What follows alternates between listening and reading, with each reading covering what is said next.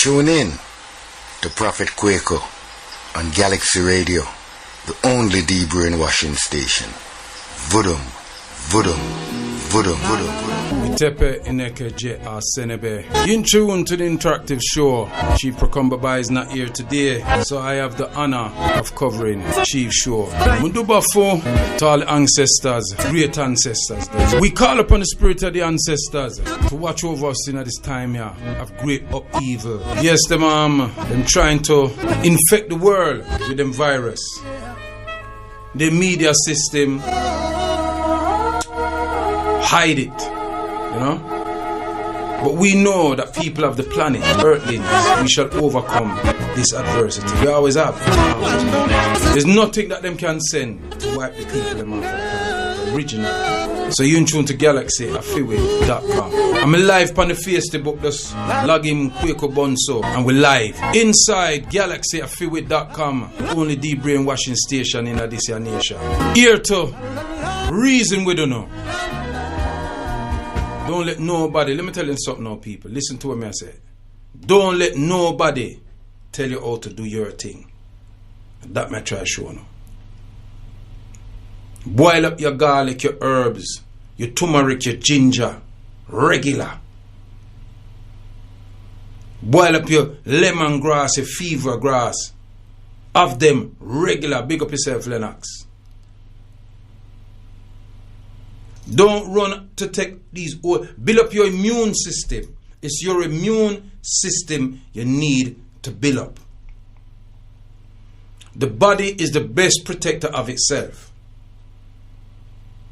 And the reason why all type of infection comes to us is because 1, we're not getting enough rest. 2, we're not eating the correct food. That includes me. 3, we're not exercising. These are the 3 things that we're not doing enough of. So we give thanks unto the ancestors. Muduba for to the ancestors who fought the enemies of Mama Africa for the last 6 millenniums. Those ancestors who fought to keep the cultural factors of Africa alive. We honor and we venerate you. Muduba for to those ancestors that survived the Middle Passage. Survived the onslaughts on the ships, the kidnapping, the captivity on the plantations, the concentration camps. We honor and venerate you and we will never forget you. Because of you is why we are here today to burn a fire. Muduba Fon to those ancestors that came here in all times in Britain, who survived the evil of terrorism against them, the burning of their homes, the unlawful arrest on the streets, the unlawful incarcerations, but yet still they build communities. We honor, we venerate you. Muduba Fon to you. We don't call you the Windrush. We call you the pioneering generation. Muduba Fon to the ancestors, those radio presenters that used to be on Galaxy, the callers, the people that used to speak, people like Don Gideon, people like Father Abraham, people like Professor Sully, people like Elder Martin Hansen, people like Spartacus X, Spartacus. We never forget them. Elder Miranda. We never forget them. Mama Bernard. See? We never forget our elders who were here with us. Mama Margaret. Muduba Fon unto them. Rise up to the ancestors them from all over that came from many parts of the Caribbean beyond, that came here to build a better life for us. Their future who they did not know was coming. And we honor them. And what we must always remember, that they were young people when they came to this country. Children, 17, 19, in them 20s, young people coming to somewhere where they were not welcome by the people them that came, that asked them to come here, that invited them, Big up to my queen, Khadija, hold tight. Quincy, big up yourself every time. You're in tune to the Galaxy, afiwe.com, inside. The Chief Procumber is not here, so I'll be here with you with the interactive show, as he says, you know. And so I'm going to give you out the numbers, and we're going to be discussing a lot of things that's happening. Today, we have a unity, a Umoja gathering, and today is Kujijakulia Day, a Baragani to all those who knows about Kwanzaa. And if you said it at Baragani Marks in the WhatsApp, all things is, and the answer will be today, Kujijakulia. And Kujijakulia is the second day of Kwanzaa, and it means self-determination.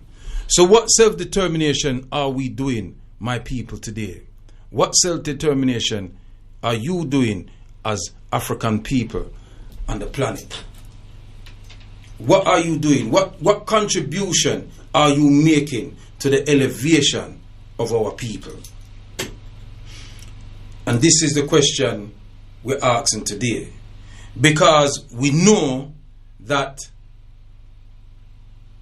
there's something in the air. There's a disease of some sort. There's a bacteria that is attacking people's respiratory system. They call it COVID-19. I call it covert. Whatever it is. Whether it's 19, 20, 21, 18, 17. It's been here long before now. My sister-in-law, before my brother died,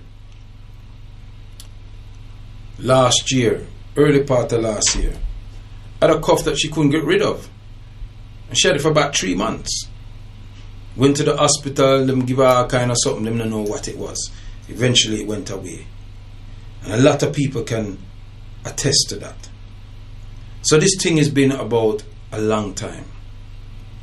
I've spoken to professionals who are involved in biochemistry. That is the study of bacteria. I spoke to them and asked their professional opinions about a vaccine. How long does it take for them to develop a vaccine? And how quick can you? They said it normally takes between 5 to 10 years. The minimum is 5 years, and even after 5 years it's not 100%. And I asked them, so what do they think about this virus and these people? He said, well, they must have had it before. They must have had. There's no way. There's just no way. This is somebody. So this is a man who works in King's College. A man. So these are people who know what I'm talking about. But a lot of the doctors and even some scientists can't come out and say anything for whatever reasons. They argue about conspiracy theory. And everything that you say that you don't agree with them, you're a conspiracy theorist. So what about the other scientists then, who don't agree with those scientists? Because everybody's got their way of how they find things out. If I'm traveling from one part of London to another part of London, and I'm driving, and another person, somebody might drive and decide, say, they don't want to go London Bridge, and decide they want to go Tower Bridge. Somebody might say they don't want to go Tower and go Suddock Bridge, and take it and go around that way. But they're still going to end up at the same destination. So when you hear people say that, you know, them don't want to take the virus. I've heard radio presenters on LBC specifically, because I listen to LBC quite a lot. Yes, I do. Sometimes they have very good conversations, and sometimes a lot of the callers ring up and make quite good contributions. But some of the presenters I don't have time for, because they're not honest, they're not true. If somebody don't want to take the vaccination, why do you want to be upset with them? The governments of the world has got us even turning on our neighbours, calling out the police. They got more than 5 people in there and all that type of stuff. Do you understand what I'm saying to you? They've got us fighting against each other. And it's a serious thing. Because nobody can tell the state what to do. The state does what it wants with impunity. The only time you have any say in whatever the state is doing is when you have what they call general election and when you have what you call local elections. It's the only time that you have a say. And when you vote people in to an office, you vote them in to execute sometimes the manifesto that you read or things that you within the community or the society require. When they don't do that, you don't have an opportunity to vote them because you voted them in for this length of time. And so they abuse the power that is given to them by the people. And all too often, what they do, they play the race card. I said, Prophet, what do you mean by that? Well, they play the races against each other. Because when they're going to create blockades and things like that, and you have to pay to have access to certain things, doesn't matter who you are. Doesn't matter whether you are a racist, somebody that hates other groups of people, somebody that has the power to impose their tyrannical philosophy on other people. And the state has that ability, and they do it quite cleverly. And so, with that in mind, they play groups against each other.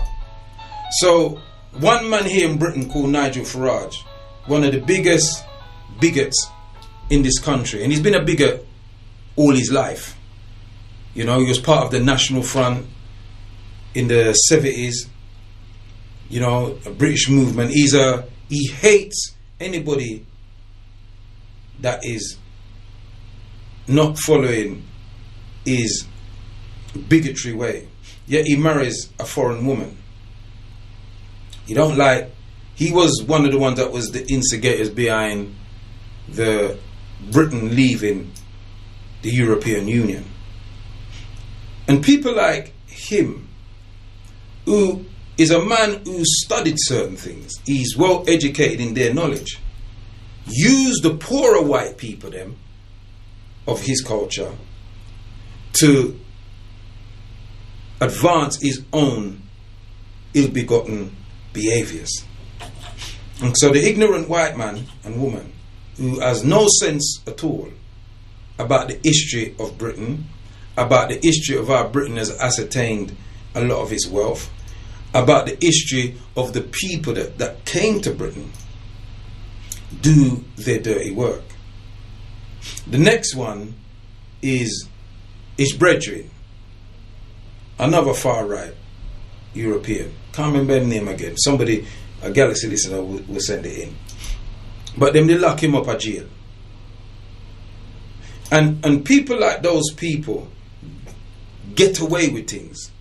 That other guy never got away. But people like Nigel Farage, because what you have to remember, you know, that an MP in Britain was murdered by a far right, by another white man. A white member of parliament, a white woman, can't remember her name, was murdered by a white man in this country, a white far right man in this country, because she was defending the rights of everybody. She said that African people, European people, Asian people, everybody have a right to live. And a white man murdered her. But he was living and supporting people like Nigel Farage and railing them up. But nothing happened to Nigel Farage for that. He got away with it. In fact, Nigel Farage was given a platform by LBC to speak is rhetoric. Every day. For 2 hours. Or was it an hour? And one James O'Brien on that very same station was livid. He couldn't even believe that they allowed him on there. And one other woman, what's her name? Sheila Fergity. I think that's her name. I could be getting it wrong. You understand what I'm saying? So this bigotry behavior by these people is not generated by us, the people that has came to this country. You went, and this is for the benefit of you ignorant Europeans in this country that has no concept of your own story. The foreign people that you see here are not here because they want to be here. They're here because of situation, circumstances, and events in history. And repeat that again to you. The foreign people that you see in this country are not in this country primarily because they want to be. They're here because of situation, circumstances, and events in history. And you need to go and study it. And then you realize why people are here. Because your so-called Great Britain went round the world screwing everyone. Not purely with physical violence, but psychological violence. Little mischievous. They went somewhere, they see that two groups don't get on. They look at the group that they favoured the most, and they would arm them with far superior weaponry.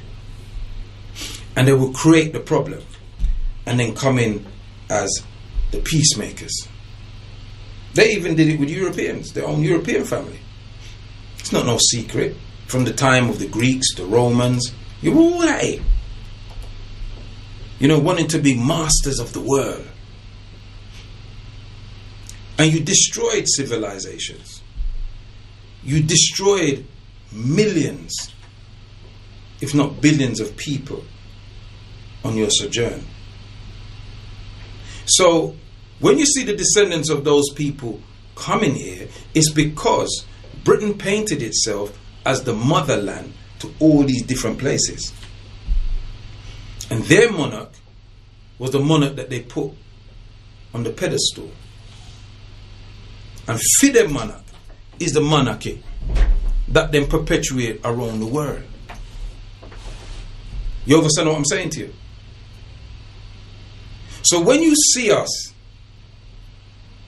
demonstrating for reparations, the repair and the return of our artifacts, the compensation for the billions that you made out of our free working, because you like to say that African people are lazy, but we work for you for 500 years for nothing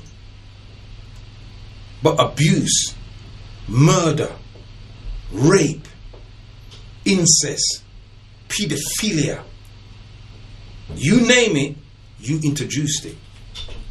You understand what I'm saying? So the fact that we were able to get up and create after inventions that you love shows our tenacity in the face of adversity. So we're not lazy people. We just don't like working for you lot too much. Because you got everything you want out of us, and you're still getting things out of us for nothing. You know, African people go into the corporate world and they're doing the same job as somebody else but get paid less. This is a fact. I'm not making this stuff up. It's always been like that. Ever since you've had control of the resources of the planet. So, you know, my people, it's incumbent on us to look back to Sankofa, as Elder Erukuti always says. Sankofa and look at our story, the good and the bad, because there's good and there's bad parts of our story. And we take what we need, look at our present and create for the future. Because nothing I do today is for me. Everything that I do today is not even for my children, them who's here now, but for those yet to come. You understand me? And this is what I love about Galaxy listeners. Because the other bigot I was talking about was Tommy Robinson.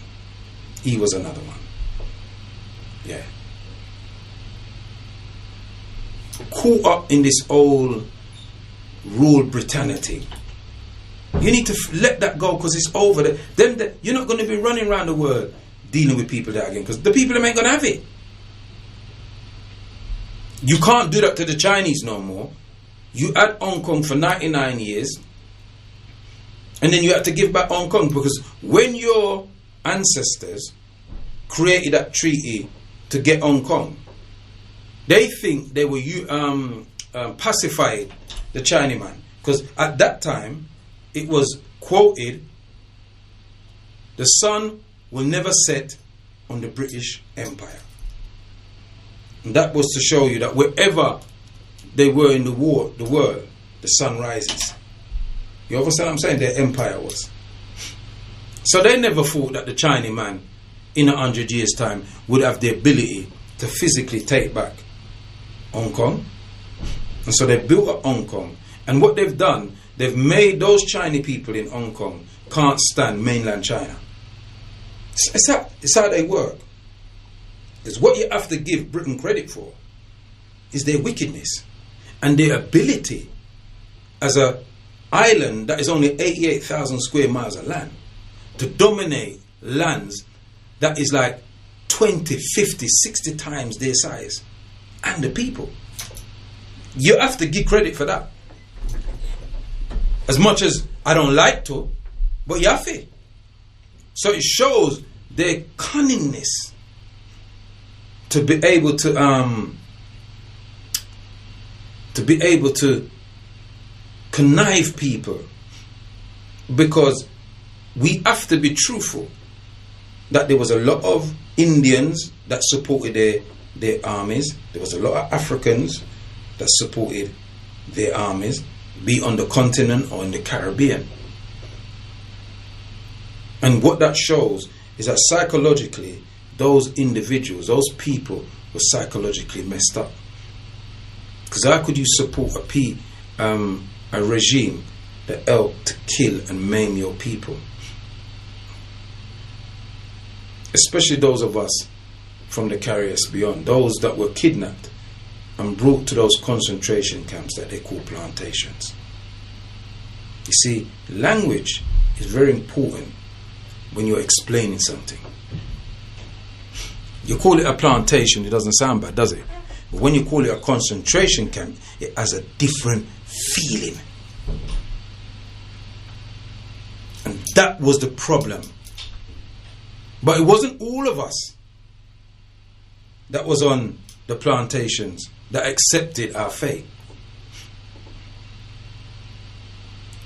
There was a cry in the Caribbean in the 1700s, liberty or death. The Haitians in Haiti, those Africans decided that, listen, me not deal with this no more, brethren. We're going to turn over them French boy and anybody that's with them. Because they had us in captivity for so long that we became used to that lifestyle. And in fact, we engaged in it. It's just like any system now, like the systems now that we're in. It's just like the systems that now we engage in the system because it's an everyday thing. You're kind of used to it. Well, we became used to it. So some of us wanted to be overseers, to be other Africans, to grasp up other Africans, to inform on other Africans that were planning uprisings. You see this affinity that we have with the aid of informers and snitches and all that type of stuff. It has a story, it has a history. And it comes from the Africans that when they were planning to burn down plantation and chop up the man them who owned the plantation them and murder up some boy and do to them what they did for centuries to us. There was those that were living comfortable under that regime that did not want that to happen. And so we'd go and tell them. I mean, you can, if you do enough research and in a study, you would see the amount of rebellions that was squashed because of treasonous Africans that would betray the ones that were planning. That happened to Makandal in AA. When he decided, he came up with a plan. He said, listen, we feed these people. And he had autonomy to move around the island because he masqueraded as a pastor. That was another thing that they used to dumb our minds, their Christianity. But that's another story for another time. But when they dumbed down a lot of our Africans, he took up that mantle and it gave him the opportunity to travel around the island. But he didn't preach the peaceful parts of their Bible. He preached the war. If a man don't have a sword, he need to go and buy one. And if he ain't got no money, he need to sell his garms and buy two. That was supposed Yeshua ben Bendera, who you call Jesus, said that. He said, I have not come here to bring peace, but to say father against son, mother against daughter, brother against sister, Jesus again. I chop them lyrics. Them the thing Makandal used to talk. And he came up with this plan that on a particular day they would poison them. But he told too many people. And he was grasped. He was informed on by an informer, another African, and he was captured, hung, and they were hanging him and they burned him. And he said, you can kill me, but I will come back again. And some years later, a man called Bookman Dutti started a revolution in Haiti in 1791, on August the 14th. He did a prayer and told our people, throw away the image of the white man's God, because his God speaks evil and do wicked things, and embrace our God that rules us for vengeance and justice. And I'm just paraphrasing this whole thing. You can read a book called The Irritated Genie by Dr. Jacob Carruthers, or Black Jacobins by I remember his name in a minute.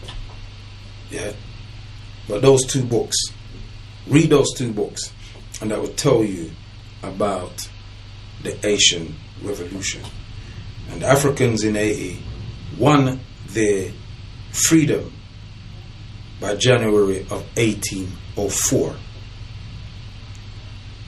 This is history and stories that we should tell our children, because all too often we're given the image that the European enslaved us and then the European freed us, which is not true. It's not true at all. We fought them to a stalemate. In every single island that they took us, we fought them. None exempt. Some were successful, some weren't. But in every island, no island exempt, where them take we as Africans, as captives, yeah, and them concentration camp, did we not fight them? You're probably saying, well, what is the point of this conversation today, Prophet? The point of this conversation today is that we have a unity gathering today in Peckham, Southeast 15, Kujija Kulia Day. It's about self-determination.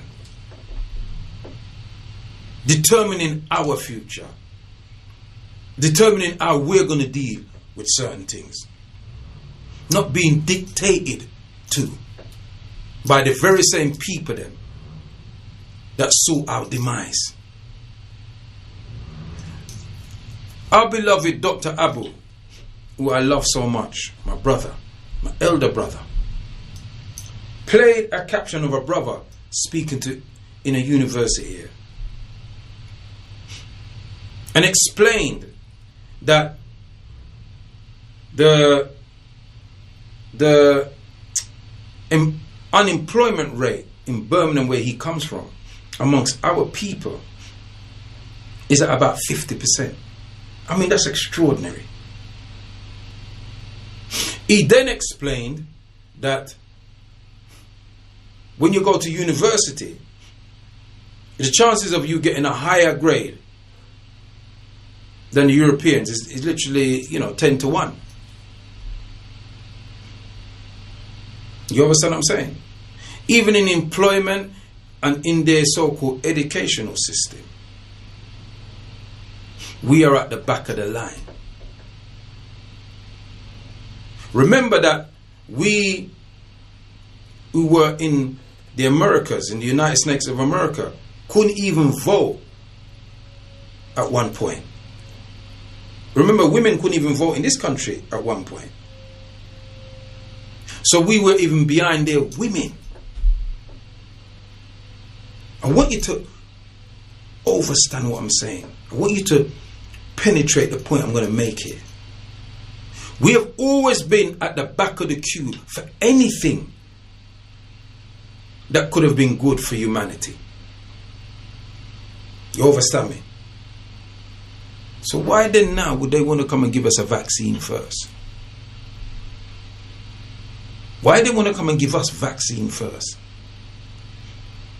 We've seen all the story. We've read all the things. There's not one story. Listening to Sky and LBC and BBC Radio London and RT and Al Jazeera and CNN and CBS and all the rest of them is not the only news. There is 3 sides to any story. There's the 2 opposite sides, and then there's the truth. How are you going to believe people who's never told the truth? How are you going to trust them? They've never been true to us. So what I mean for trust them? What me? You have to be an idiot. Trust them, the people there. You can't trust them people, Aya. You's a fool if you trust them. No, there are times where you ain't got an alternative.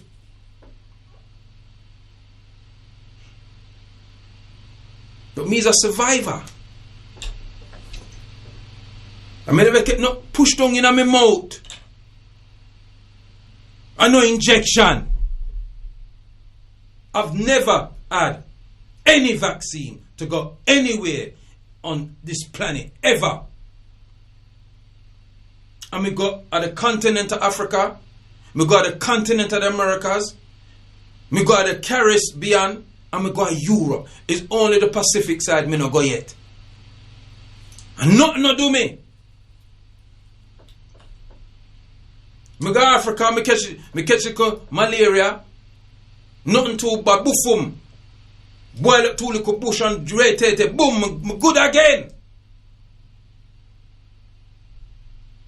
The body is the best protector of itself. That is not my quote.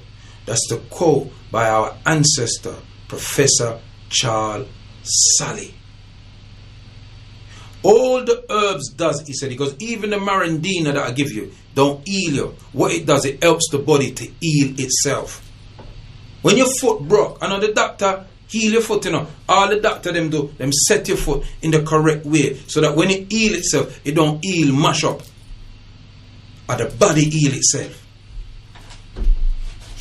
So why aren't all these doctors who's coming out on the television explaining to people, look, your body heals itself. These are the things that you can do. These are the natural things you can do to assist your building up your immune system, as well as taking the vaccine then. Why don't you give people options? I know people that's working in several different hospitals, and they tell me that there is no, the way that them go and hear the news and hear certain people talking, them are working at the hospital and them don't see it. It's nothing more than what's normal. And in fact, the ONS figures, the own NHS figures, states that less people died this time this year than last year and the year before. So if you have what they call a pandemic, that means it is supposed to be more than last year. You can't less. The maths don't add up, just like what my brethren say. Pirate show. Yeah?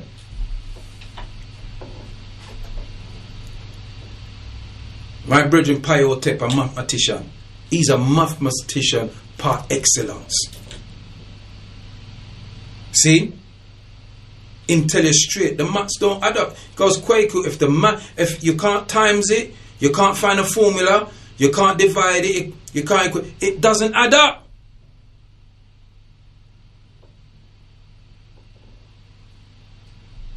I'm telling you, everybody in the world, we're being shafted. Yeah? We're all being shafted. And this ain't no race thing. Let me tell you that from now. Yes, they have to kill my race first. That's a first. But they have to kill you too. These little elites, that whatever happens, it never seems to affect them. If there's a crash, an economical crash, it never affects them. See, their money never get touched. Because their wealth is what you call intergenerational wealth. Them money no care how much crash you have can't done. Because them a pirate. Henry Morgan brethren them, descendants. The royal family of this country and the whole of them. The ruler A. Right? Shafting us all. Have us all against each other. You understand what I'm saying? So just like what the brother said in the tape that Dr. Abu played earlier, it's nothing new that poor white people has not been looked at. That's nothing new. That was happening long before they brought us here. And you know, watch Oliver Twist and all them something there. And read all them book there. When they should send the children up in chimneys right into the 1800s. It wasn't us sending them up the chimney. And I hear people talking about this Magna Carta. Ranting on about the Magna Carta. The Magna Carta was created by wealthy people who had a disagreement. Yeah, the barons, yeah, the dukes, the duchesses, the royal family, everybody I look for control, the poor white people them. And them go to war for who will be king, who will control Duke of York and all them place and all them something there. And them go to war with each other over that. And if you study them history, study it. The Tudor wars and all them something there. Yeah? That wasn't black people. That was white people fighting white people. That was white people killing white people.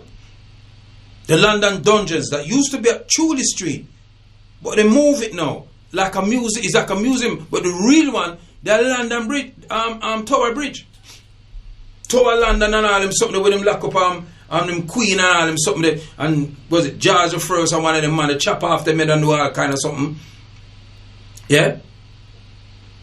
You understand what I say? So this is not me ranting on about something that ain't real. Study your history and know your story, Europeans. And then you will know that it ain't us that did that to you. So when we talk about our capturing and our kidnapping and putting on plantation of concentration camps, when you'd make concentration camps purely to live out your perverted sexual desires. Come on now. Don't come and tell us blame us about it. I want to do it. I want to do it to our own first. That's why you could do it so easily to our people. Because you're doing it to yourself first. That's where you get the sirs from. And the Lord of the Manor. The Lord of the Manor. If you live in his territory and you get married and your wife's a virgin, and him have to ride your wife first. That's your story. I never write it. That's just the facts. Yes, you've come along since then. Yes, of course. You're now aristocratical, now middle class. You're now up with the aristocracy. And you think you've arrived. And they use you against people who never done you nothing. Our ancestors came to this country after you Europeans had a war. You, the French, the Portuguese, the Spanish, the Italians, the Germans, the Dutch, the British, you were all at it. And you used your colonies, the colonies that you had, you used the people in there to assist you in your Europe. There was no world war. The whole world wasn't. You was at war with each other. You. Bombing each other to smithereens. That's why the European Union was created. And Churchill and them crony them set it up. So don't blame the French and the Dutch and the Germans and the Spanish and talk about they're taking away. You started it. You created it. Because you was broke. Yeah? You had no money left because you borrowed a whole heap of money from the Yanks. Yeah? Your children there. You couldn't pay it back. So you created the European Union to help you all get wealthy together. And now that you've gone and signed new treaties with the old colonial places that you owned in Africa and the Caribbean, you think you can run it on your own. That's why you're quick to leave. Because you're stupid. You ain't got a sense. You're dumb. No, as much as I hate to say this, we all need each other on this planet. At this moment in time. Yeah? But to be quite honest, Africa don't need you. What Africa needs you to do, we need you all to get out. And leave us to develop ourselves. Because we got the brains. We got the knowledge. We just need our children with the knowledge, what they've ascertained, whether to come home and redevelop. Because we got all the resources. You ain't got it. That's why you have to do war. That's why you have to kill and shoot and murder. That's why you have to do it. You have to do that, Aya. Because you don't really have nothing. You ain't got nothing to trade with. Everything you got your teeth in. You're a thief. It's as simple as that. You rob countries, you destroy the inhabitants of those countries, you exterminate them, you make them extinct, they don't exist again, and then you model the country now, and then you want to stop people at the border and tell them they can't come in.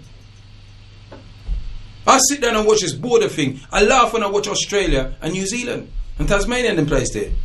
These white people telling other people they're not allowed in a country that they stole. Their own law tells you, if you accept something that is stolen, yeah, you're accessory to the fact. Because you knew it was stolen. Them own law tell you that. But hey man, hey kid, It doesn't apply to Europeans. No, it doesn't apply to us. It applies to you, but not us. That's them. So I don't trust their laws. I don't trust them. Because the Native American affricated me and told me the white man speaks with full tongue. He's never honored a treaty in his life. None. None that he signed with them. Are you going to come and tell a man to put a fingerprint on something that he can't read and tell him that's lawful? But this is how they operate.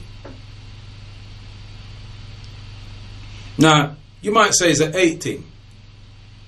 I've got no time to 8 because I've got too much love for my people. I love my people so much that I sacrifice my time and my family and even my liberty to bring you truth. The truth don't have no friends. The truth don't care whether you're yellow, brown, cream, white, black, yeah, half color, mixed race. It doesn't business. The truth have no friends. It just stands by itself.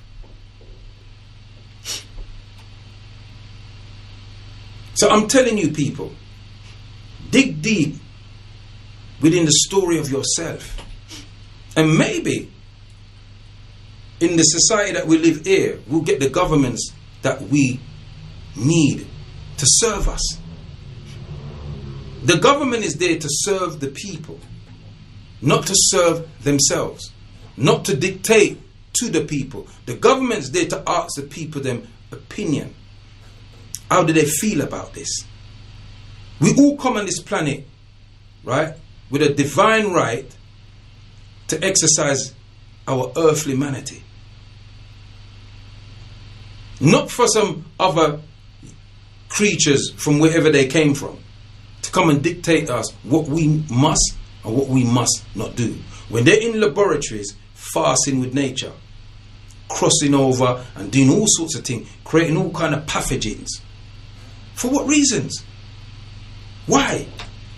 Why don't you just leave nature to what nature is supposed to be? Huh? Why don't you like fast with nature? Nature just stay there, and if we all live with nature, everybody nice. Telling people there's not enough food. With a boy the name Bill Gates and Farch and Bill Gates' wife. Telling people there's too much people on the planet. Last year they were talking about that conference about the world was overpopulated. Population overgrowth. There's too much people on the planet. And if we do vaccines and this and that and rotate, you hear them saying it out of the right mouth. And still yet, you're going to have people come and tell you, oh, they're conspiracy theorists. William of Windsor himself was saying it. The world is overpopulated. So now, they are the creators of the planet. To tell us, nobody on this planet, the 6 billion people that's on the planet, is living forever. My missus' grandmother, who is 103, the 17th of this month, she was 103. Even she will die. She doesn't live long. We're all going to die. So what's the hurry to kill off the original people on the planet? What's the hurry to kill us off? What is the hurry to kill people? And now you've got a virus that you say can kill off people. Well, let the virus do its job then. Because you was talking about overpopulation last year. Only last year you was talking about it. So what? So why not let COVID just move and kill off all the people? No, because why? Maybe because it's not killing who you want it to kill. Because you thought it would be an epidemic in Africa. You thought it would be a pandemic in India. But for some reason, those countries managed to hold it at bay. But it's coming in all the countries where you lot are. Yeah? So now, people of the world, sooner or later, we're not going to be able to travel nowhere unless we take the vaccination. Remember, I tell you that. They're going to tell you you can't travel. Now, you cannot travel unless you take the test. If it's come that you got COVID, then you're supposed to go and isolate. See? Let's look at this.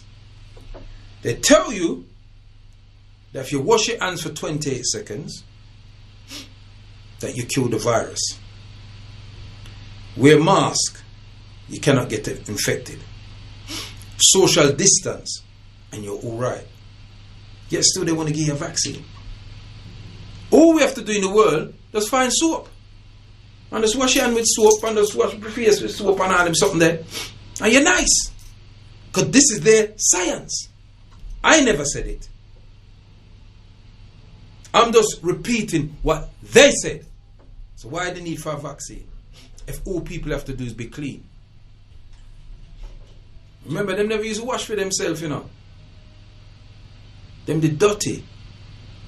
All a week. You see them, they make their films, I tell you that. Even their westerns. They never wash for 2 weeks. Man, I ride up and down pan ass.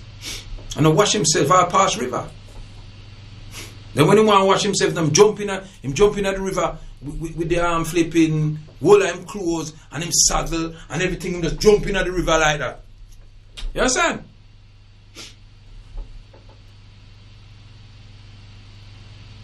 So, all I'm saying to you people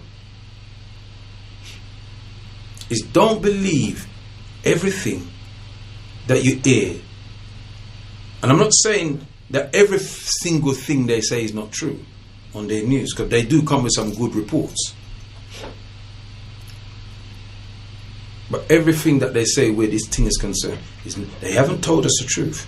They haven't been honest. Most of the truth, we've heard it from social media, from Facebook, from WhatsApp, from Twitter, from Instagram, from the other one, the TikTok, and the internet.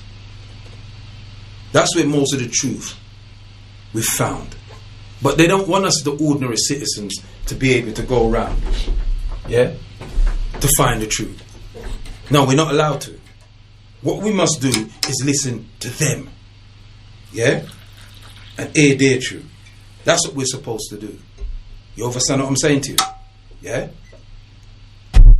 So I'm telling you people, here's my little remedy here to keep me from the common cold, the flu, because listen, all of a sudden now, COVID come, box up flu, you gotta sit down, and me I run this place here. Yo, cool, ease yourself now, and me, COVID in another place. Not cancer, rest yourself, multiple sclerosis, easy boy, blood pressure, hey, yo, and me I run this thing, COVID, yo, and me there, no boy now kill nobody but me. COVID, no, take over everything else. Nobody now did nothing else again. You don't hear nothing else on the news. And that is a psychological thing. If you study psychiatry and psychological control, you keep repeating things to people, they start believing it. Here I have a little concoction that you can do. And people on the radio, I'm talking via Facebook as well, so that's why you hear me tone of my language. Another concoction here. It is ginger, raw turmeric, not the powder one you buy. You go buy the turmeric, look like ginger. Garlic, cinnamon, nutmeg, a little bit of coconut oil, and obviously water. Boil it and drink that. Man, I'm telling you, it's lovely. Have a funny taste. But most things that are bitter and have a funny taste is good for you. And that will all the COVID a beer. That will boost up your immune system. And help your immune system, because you see, the immune system is like your defense system. And then when you take the herbs and all these different things, herbs and things, them is the allies. Come for support the main army. So when you're taking all these herbs from the herb people them, it is the allies to help the defense system of the body. Drink up. And sip it. Don't try to drink it quite hard and sip it. And take it in little sips, because when you take stuff in little sips, it go in your body better. If you drink it right down, it's even like with water. You're not supposed to You're supposed to just drink little bit of it, and it go down and it go through the body easily. You're in tune to Galaxy Afiwi.com. This is the Prophet Medote sitting in for our great chief Prokombabai on the interactive show. Now, today there is an event happening in Southeast 15 Peckham Rai. It's called the Umoja Gathering, put on by Nzinga X Garvey movement. See? So you're gonna have two Bada down there. Dr. Abu is gonna be down there. I'm giving a unity speech. There's a few two Bada is gonna be there. I'm supposed to be there, but I'm covering this. As soon as I'm done here, I will be down there. Right? We need to get together, Africans. See? We need to get together, because the only way we're going to defend ourselves against things that are sent out to attack us, and it's not just this virus, it's other things, politically, socially, economically, educationally, is if we work together. And in the African Coalition Council that is set up for you, whether you are a business person, whether you are just an ordinary African, it's strictly an African organization. We're not interested in whether you're what factor of Christianity is or what factor of Islam you are. If you're an African, you're invited to the African Coalition Council. Yeah, you can be a part of that group, and we need to work together. We need to find a way in us working together. Whether we're from Eritrea, Ethiopia, Zimbabwe, Nigeria, Ghana, Togo, Namibia, Jamaica, Barbados, St. Lucia, St. Kitts, Grenada, Carrico. It doesn't matter where we're from, whether we're Banya.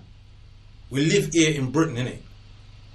And as Africans, we got to find a way to work together to help stop our children not achieving their full potential and ending up in the penal system, be it in the prisons or the psychiatric wards. Only we can do that. So we ain't going to let nobody tell us how to do our thing. If you want to interact with the show, the text and WhatsApp number is 073 77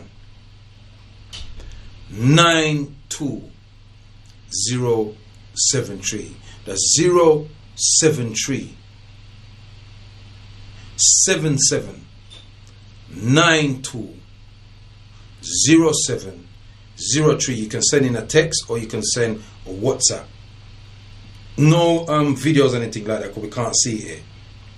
We can only read texts. You understand me?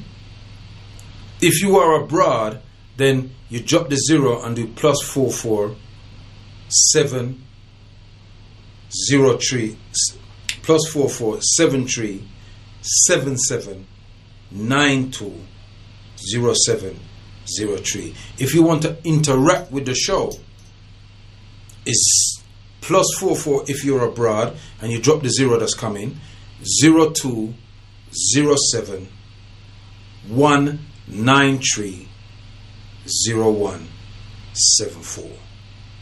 That's +44, drop the next 0 if you're abroad, 0207 193 0174. And Kwame, give thanks for that, because the book I was telling you about, The Black Jacobins, was written by C.L.R. James. Those two books I think is important. Is a book that you're supposed to have in your book as sensible African people globally. Irritated Genie by Dr. Jacob Carruthers and Black Jacobins by Dr. C.L.R. James. It tells you about the Haitian Revolution in detail. So we don't want to hear this stuff about William Wilberforce freeing us. They never free us, because when you attribute that kind of tokenism to somebody like that, what that does, it takes away from the struggles of our ancestors that gave their lives so that I could be here today, and I'm honored to represent them. Because if it wasn't for them, I wouldn't be here. They suffered all kinds of things that I don't think some of us could suffer. So if you're not anywhere, it finishes at 4 o'clock, the gathering. Yeah? So come down and support the gathering over in Peckham today. Yeah? And if there's anybody that's out at the gathering, please call in and let us hear what's happening. I really want to know what's happening at the gathering. I read out some of these WhatsApps that's coming here. This one here. We'll put different song.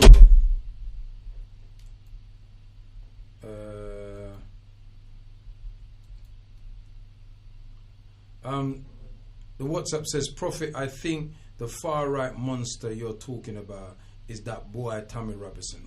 Yes, I was talking about Tommy Robinson earlier, and that Nigel Farage guy. Kwaku, the other races is Tamara. Unfortunately, majority of white working class love Nigel Farage. They think he's brilliant politician. Is Chief's program cancelled today? Yes, Chief is not on today because Chief he have something that he have to do. So he have to work. So every what's it name, he have to do something. So he can't there today. So I control it. Yeah. What do you think about the New Deal with the EU? Do you think Boris Johnson will win the next election? Do you think that the Labour Party should support the new EU bill? Yeah, that's coming from 493. You know what? It doesn't matter whether it's Labour, whether it's Liberal Democrats, whether it's the Conservative. None of them ain't for us. And so it doesn't. I don't really care which one of them win, to be quite honest. No, any one of them that is willing to talk to us about reparations, then I'll talk to them. It's as simple as that. That's what I'm on.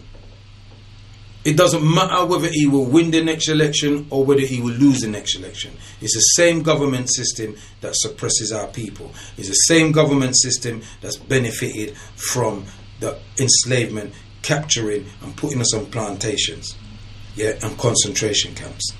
They're no different. None of them ain't coming out and talking against it.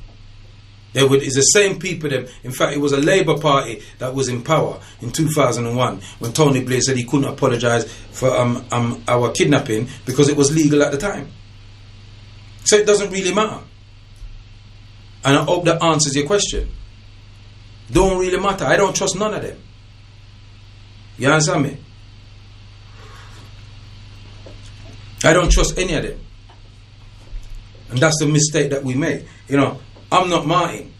I'm not an allegiance to any political party. I know that I'm a foreigner in this country. That's how they see me. I know that's how they see me. And I can't hide, because look at me. I'm a black man. I'm an African. I can't hide. I can't hide my youth. So, me being different is evident. You understand what I'm saying? Unless we start to do like what the Muslims do and the Jews do, we will always be preyed upon. Educationally, economically, spiritually, culturally. Let me just tell you that now. We got to be like them man that put in Stanford Hill. We got to raise our children a certain way. They wear the little ear down and they wear their black coats and things like that. And it's almost like they don't see nobody else. It's almost like they don't see anybody else. You understand me? And that's a good thing. Because in their unity, they protect themselves. But because of our disunity, we're unprotected. And because we have a lot of traitors, we're unprotected. People that would defend the system against their own people. And that's sad. That's so sad. It is so, so sad that none of our politicians really, I mean, Dan Butler should try a thing. And don't get me wrong, I overstand. Yeah, somebody was sending a text, he said, I disagree the Labour Party is better than the Conservative Party. I don't know why you said that, because I did not say they were better. I said I don't trust any of them. It doesn't matter who was in power. And I gave an example about Tony Blair saying that he could not apologise for our captivity because it was legal at the time. Sometimes I don't think people listen to when you speak, you know. Remember, it was the white man who revealed it to us in his movies, that he spoke with forked tongue. It's true. Yeah. Even reveal, and that's a good point, Brother Kwame. Yeah, that was a good point that you brought there. This text reads: Do you know that the UK government limited has been dissolved 11th of December 2020 Equal Company House? I did not know that. And so that information, it would be good if you call in and affricate us about that, because that's good information. Is that coming from 162? So the lines are open. If you want to interact with the show, the lines are open. 0207 193 0174. And I do want to get a call from anybody if you're out at the gathering to let us know. Yeah. Diane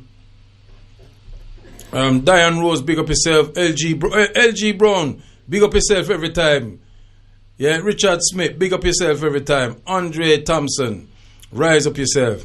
Ashema King, that is the fundamental question. Why we first? The evidence of the wicked behavior speaks for itself. That's from my queen there.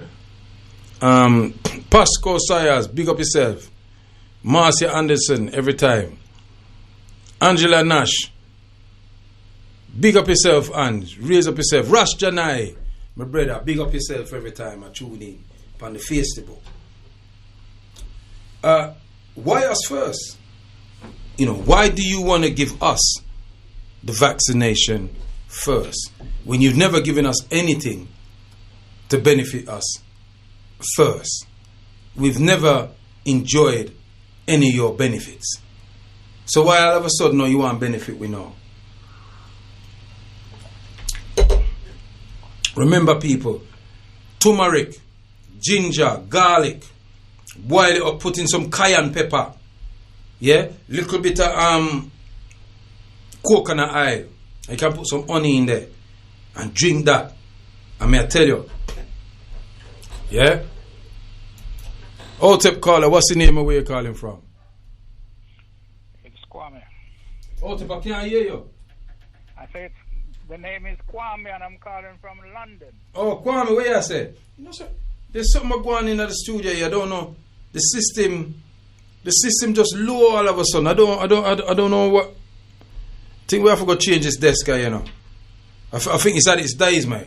Go on, Kwame. Right. Coming on from what you're saying, yeah. Hold on, Kwame. Let me get headphone. Yeah, let me get a headphone because I literally cannot hear you in the studio. All right. Well. And let me just plug it. Let me just plug in a headphone, and then we can't hear you. You know, see, because we can't hear nothing here right now. But yeah, what man? There's something for right. Plug in there. How go on here? How go on in the studio today? Who is standing in for the chief? I come by, and he's finding his headphone, so I didn't find it so that he can hear what I have to say, so that he can react correctly. I can't hear you, Kwame. Hold on. You go and go talk. Carry on talking to the people there. Come here, try to find something for plugging the headphone. But even the something for plugging the headphone gone to reggae. check next door if you're hearing me. Anyway, you know, from yesterday listening to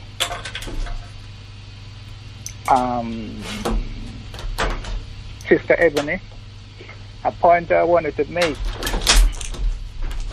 is that people are saying that 2020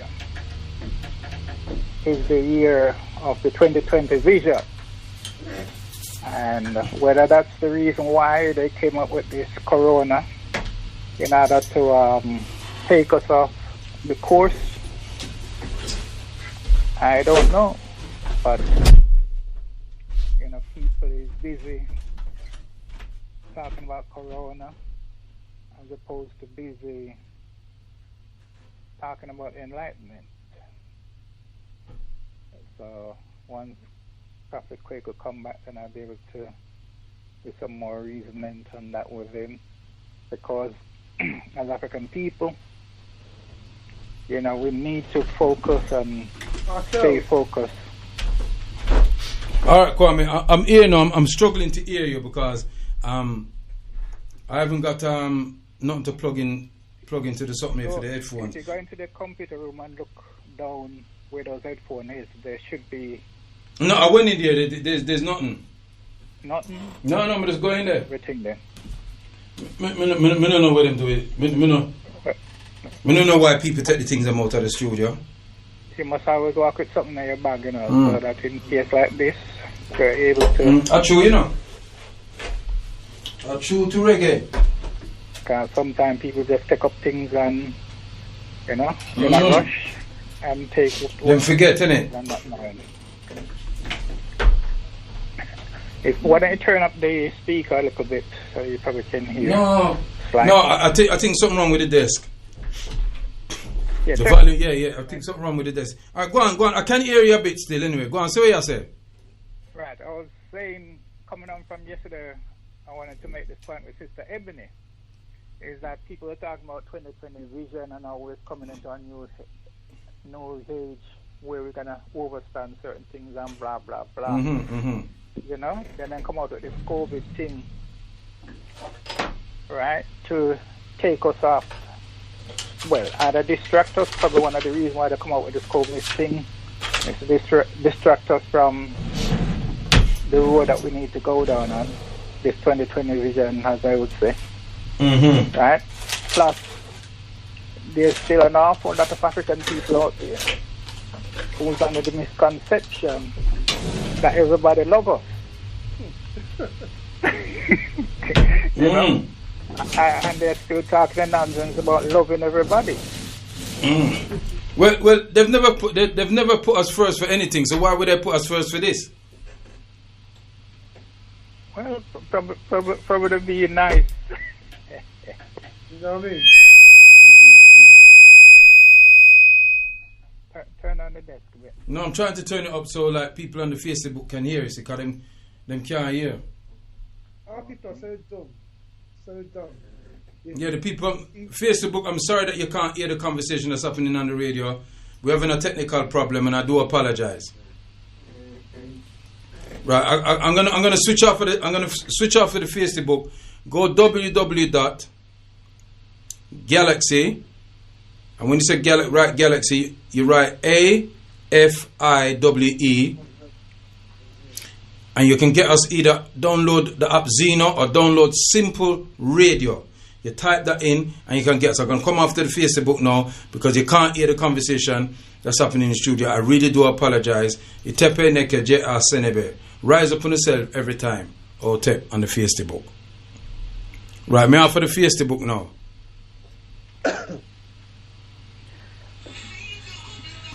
To watch over us in this time, yeah, me off for the Facebook right now. Yeah. Yes, them trying to. Yeah.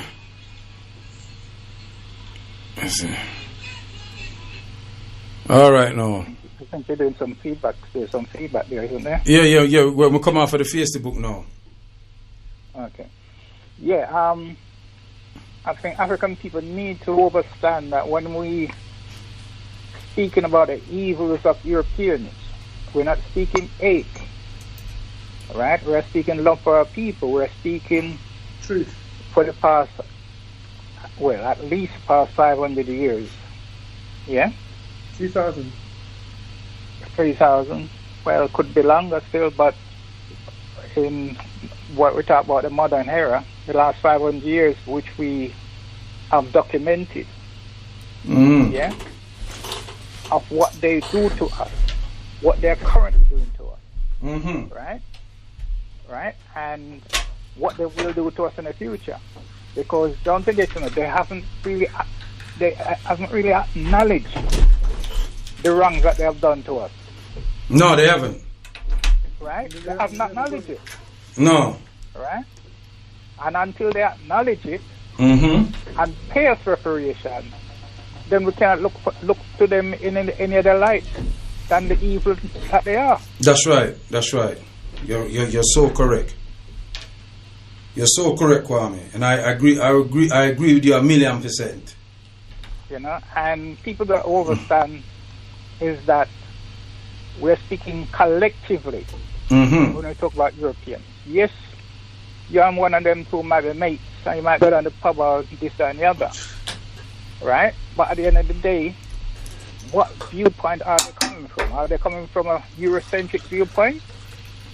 Well, you don't. Look. You don't expect them to come from no other viewpoint. What happens is that when you present the evidence to them, you should expect them to accept the evidence for what it is and act accordingly. Because if you don't know, you just don't know. You understand me? I say, Kwame. Yeah? If you don't know, you just don't know. And you can't wrong a one if them don't know. But if them do know, and them have the information, and them do know, and then them continue the same nonsense, then you have a pint for bond them. You understand me? And the average European don't know. The average British person don't even know their own story. Yeah, because they think they're indigenous here. Oh, it's our country. Is it hell? In your country, beloved. Brother Kwame, you sound a bit muffly. No, I can hear him now. Come and find something. No, I'm saying you sound a bit muffly coming from my phone. I don't know whether it's my phone or whether it's a. Go on, Brother Kwame. So what you say? No, I was just gonna say that see, a lot of people are so naive, right, and gullible. They think, particularly youth, because they see a white guy with a black woman, black man with a white woman, black man mixes, think everything's okay. They a lot of our youth under 35, they fall for this post-racial rubbish, and not understanding that it's not about that one-on-one. Just because you're brethren with a white girl, right? That doesn't mean that there's no racism. That's just your brethren with the white girl, right? And even on that level, right? Does your white girl's family know that she's taking a black man? Probably not, right? And even on that level, right? What is the interaction between your brethren, right, and that white girl? You don't know, not really. You know what I mean? So for me, that's superficial. And when you talk about racism, right, people think you are attacking white people, Asian people. You're not. You're just saying it for what it is, right? So I was listening to David Lammy yesterday, right, talking about Black Lives Matter, and he got kind of slaughtered because when he raised the issue about the structural racism, we're not talking about individual racism. We're talking about the structural nuances of white terrorism that affect the quality of life for African people in this country. Let me stick up in there, Kwame. Let me add to what you just said there. No, just move something out, put something in, and I'll let you continue.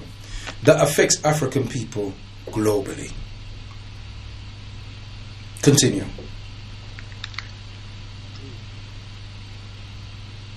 Kwame. Yeah. Continue.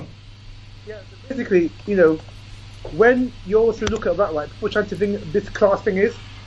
But I don't buy that because the lowest white person in the ghetto in Stockport or the ghetto in Liverpool or the white working class area in Middlesbrough or Newcastle, because of the colour of their skin, they've got more privilege than I've got. Let me just give you an example.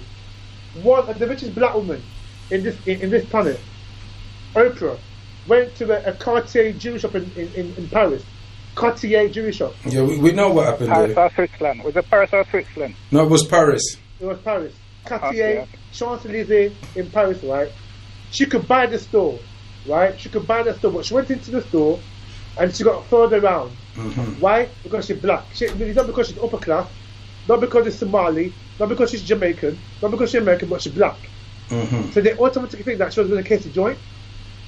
But if a white working class goes in there, a white boy from the ghetto in Hackney, right? If he gets into that shopping county, right, he won't get further around, right?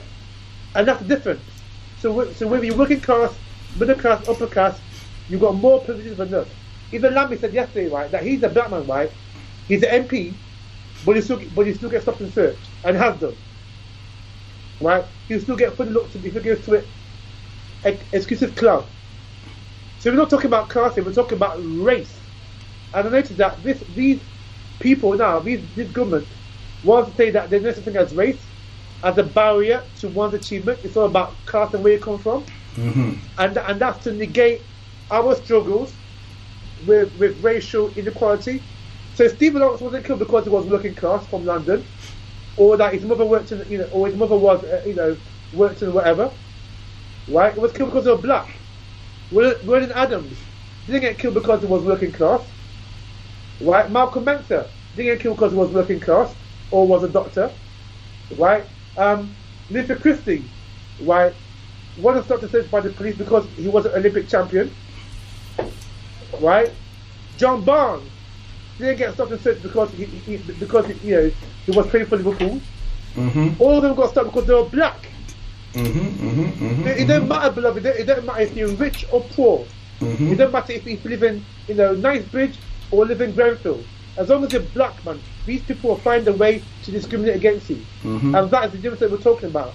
So even their own reports, beloved, not our reports, because we don't write reports. Mm-hmm. Their own reports, the Rudy Trust, the Scarman report, the Alamy report, Theresa May's audit, right? They've all said that there's racism. The Stephen Lawrence report. Yeah, McPherson, yeah, that as well. Ted Cantle, 2001, after the Asians were uprising in the north. Right, all of these reports said that there is massive inequality in this country based on race, not on class, not on gender, not on colour, not on religion, but on race. But now these people want to deny that does not exist in this country, and that it's more to do with class or gender, and we need to be careful not to buy into that, because some of our own people will buy into that, like Tony Sewell. He admonishes the idea of the concept of white terrorism. He's more into this class thing, and some of our people who are so-called educated fall for that trap as well. Well, it's not really about race; it's about class. Well, you see, that's what the problem is, Brother Kwame. They're educated. You see, I'm not into this educating thing now. We got loads of educated Africans here. It made our situation better. In fact, it's been the Africated Africans who's had to work outside of the system to change it. Yeah. You understand what I'm saying to you? And so those Africans that went and got a piece of paper and studied hard, and I'm not negating anything that they have done. We rise them up for the discipline that they had to master a skill. But that's all it is, a skill. You have not, that education you got, you don't use it for the benefit of your people. You're just doing it for you and a couple of people that you're amongst, and then that's it. We have demonstrations and all them type of stuff over the years. We've had the annual African Emancipation Day reparations march for the last 7 years. How many of the solicitors do we see that come on there, that come and say to us, listen, look, we're solicitors, we're barristers, we're here to observe as black people. Yeah? Obviously, we can't get up involved because of our profession, but we not say we can't observe and make sure that the police them is behaving themselves. Where are they? They're nowhere to be seen. You don't see them. They don't present themselves. Mm-hmm. You understand? So you're correct, Kwame, when you said it is a race thing. What I was saying earlier in my presentation earlier was that the reason why these people can do the things that they do to us so easily without no kind of emotional feelings is because they were doing it to themselves first. And we must never negate that. You understand what I'm saying to you? And that's the very point, because when they come with this class thing, right, if they can do to their own people who are the lesser class, what do you think they've done and will do and can do to us? And even that class system, my brothers, I don't adhere to class system. That's just for them. I don't adhere to that. That's bullshit. And as far as I'm concerned. That's within themselves. Yeah, because don't care what kind of material wealth you feel you have. We breathe the same oxygen. Yeah, man. Don't care what material wealth you have. Don't care. You could have a 300 pound or 1.5 million pound car. You have to do 20 miles an hour, same as me. Not because you have a 1.5 million car, I mean you can break the speed limit. Yeah? Sometimes when the police catch them type of people, then give them a warning. When they catch people like we, maybe in that case and get wet. But whenever you ever seen any black footballer who driving them kind of car, when them drive down there and they get done for speeding, them get let off. They don't ever get let off. No. They get banned. And that's another example. All these rich black footballers, Dele Alli, Pogba, Martial, Rashford, right? They all get stopped and searched by the police. Yeah. And sometimes it is because of who they are. Because what I'm trying to say, don't think because you're who you are, we won't stop and search you. Yeah, you know what I'm saying to you? Yeah. So it works the flip side for them. So them can't get wet, they might get licked everywhere. Yeah, of course. And even look at my girl the other day, Olympic runner. What's the name? But it happened with Dawn Butler. It happened with Dawn Butler as well. And she is a member of parliament. Exactly. So it doesn't matter about we black people into this thing about middle class, upper class. No. That's a white narrative. That's a socialist white narrative that they use for their own internal warfare amongst the white people themselves. So this class thing, right, got nothing to do with we black people, right? Because if you look at our history, but Kemet. One second, brother Kwame. Before you go there, it does have something to do with us. Because what they do quite cleverly is that they use the dumb, stupid, ignorant, backward Europeans as a buffer against us. So it does have something to do with us. Because they're so dumb and stupid that they don't see that they're actually being used to do the dirty work of the elite. But carry on, my brother. Right, I've got to go now because I'm actually working, so I'll probably call you later. Well, I won't be calling now, but I'll try and listen when I can, yeah? Yeah, all right, I'll tell. Right, give thanks. Yeah, Brother Kwame, you still there? Yeah. Can I reinforce one of the point that Kwame was making as well? We used to go camping in Wales, And I went into the town of Cardiff, and this white tramp, right, saw us on top what him know on a Rasta man in Wales. You know what I'm saying? And he was a tramp. Yeah. He's a down and out. Yeah? But he still feel, even though he don't have jack, he still feel that him is much better than you. Him still feel say that him is much better than you. And this is the thing. Right, I got a text that come in. It says quite a few actually. Were you happy that President Trump lost the election? I thought you would call David Lammy's program yesterday. He had a discussion yesterday about Lewis Hamilton. What do you think about Lewis Hamilton and Marcus Rashford? You can't compare Diane Abbott, Dawn Butler and David Lammy. compared to the ethnic minorities in the Conservative Party. They did not say anything about the deportation of the Windrush generation. How is Brother Kwame's leg? You can tell them that yourself, Brother Kwame. Yeah? Why do you think the Conservatives have been in power for over 10 years? Brother Kwaku, why is Lewis Hamilton unpopular in the United Kingdom? I have noticed that if you are anti-black, like Trevor Phillips, Calvin Robinson, the Equality Minister of the Conservative Party, the Nigerian lady. Right, that's all coming from 162. No, coming from 493. Hold on a second. Somebody else will come in. Right, Brother Adam, you're coming. Hold on. Brother Adam?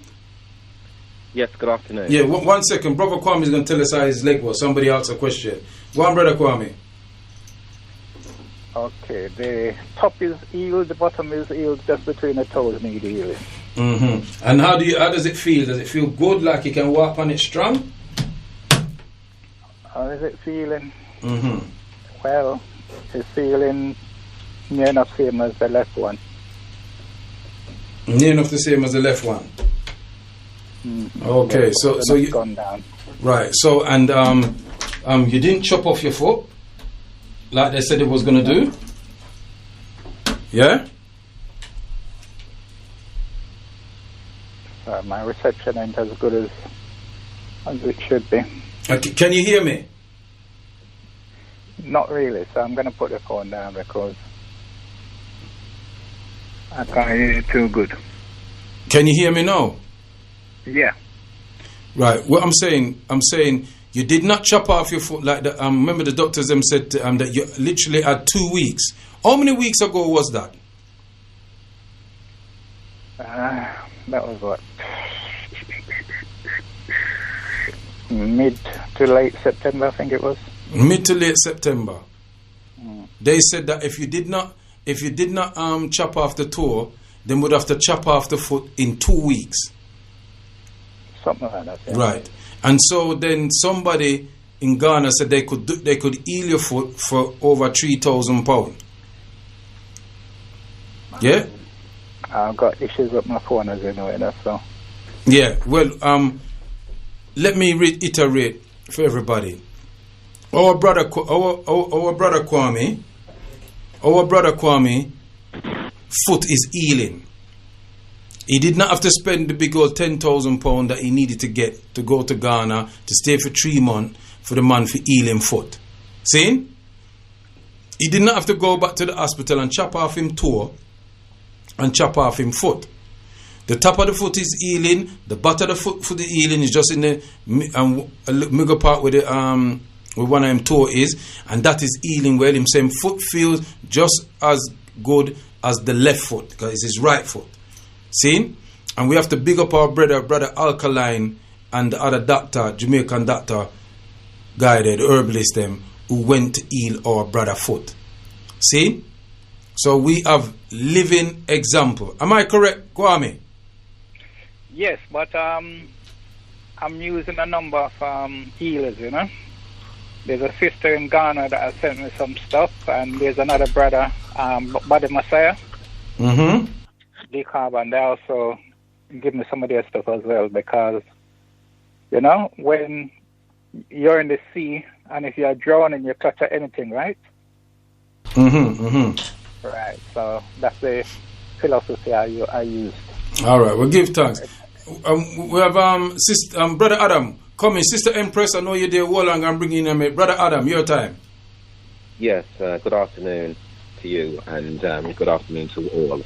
Yes, I just wanted to speak about a point that Brother Kwame from Nottingham just raised about the vagabond, the tramp, who believed that irrespective of his social status, he still is superior to the greatest of any African. Yeah, that wasn't Brother Kwame from Nottingham. That was Brother Kwame from Galaxy. Oh, okay, all right. Mm-hmm. Yes, sorry about that then. And I forgot a moment. I'm just working on this a course that I'm trying to design, and I've kind of like been looking into a number of different things. And back in the about 2010, I started looking at this whole thing about radicalization and what it entailed, etc., and how it works. And I continued looking into that work, ever since, just piecemeal. But now that I'm working on this new project, I've reached a potential conclusion, which I wouldn't mind having some other people's opinions on. And the conclusion that I've reached is that white people are in actual fact radicalized. It's something that I believe has happened to them, because if you look at what can radicalize an individual, 3 key elements are essential. The first element, or one of the elements, is they have to be having a belief, or they're being indoctrinated into believing that they're superior to everybody else, but particularly black people.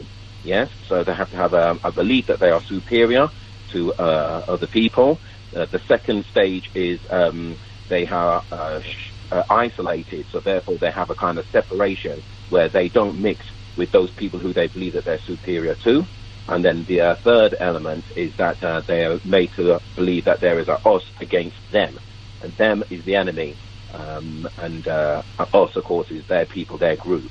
And what I'm beginning to think is that, like, if you look at that, if those 3 elements are used to create a radicalized individual, then isn't that the same thing that's happened to white people over the years?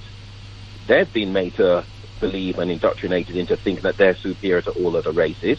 They've isolated themselves through things like apartheid in Southern Africa, segregation in America, ghettoism here in England, certain racist acts in Australia as well. So they've kept themselves apart. And then the third element of us against them. Well, we've been hearing this for a long time, where whites have said, well, if we don't do that to them, then they're going to come and do that to us, and so therefore them is the enemy. So do you understand what I'm trying to say? I'm trying to get to see whether there's any potential sense in what I'm saying. What do you think? Well, I think. Go on, Kwame. You can answer it. Go on. I think you're correct in your analysis, Brother Adam. Right? Definitely. And one way of them justifying that is to have an imbalanced relationship. Yeah. Huh? What do I mean by that? By them having what you call a head start. If they put us on equal par, we will outdo them. Right. Right? I mean, look at someone like Lewis Hamilton. Uh-huh. Yeah? He, even at a disadvantage, i.e. for what you call a poor background, right? He's able to come and supersede them, the best that they have. Right? Yeah. He's won more races than any of them historically. Right? He's broken all their records. Yeah. Yeah, he's broken all their records, and they're upset by that.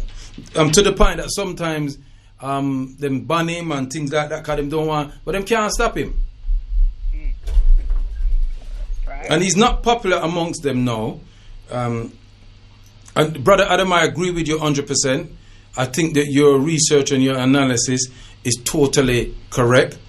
I've been of that notion for many years, and hence why you always hear me say the reason why they could do what they did to us, because they were doing it to themselves first. They were the ones that were sending their children them up in chimneys, not us.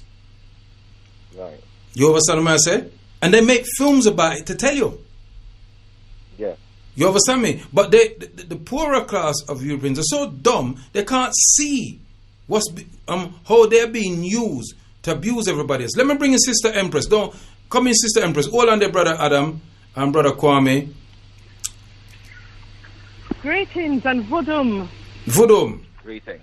Vodum, and respect to the brothers, and respect to all, to Galaxy, and respect to this day. Our Kwanzaa, we say praises and glorification that we are self-determining our path in self-determination. And yes, Prophet Kwaku, you were speaking about the vaccine, the so-called vaccine, and our situation where we are at. And yes, quite rightly so. From their own instructions is that we should wash our hands. It's 40 seconds, is it? 28 seconds. 20 seconds to wash our hands. 28. Those were, pardon? 28. 28 seconds to wash our hands, right? And that was the instruction from the government, right? So therefore, we're following that instruction.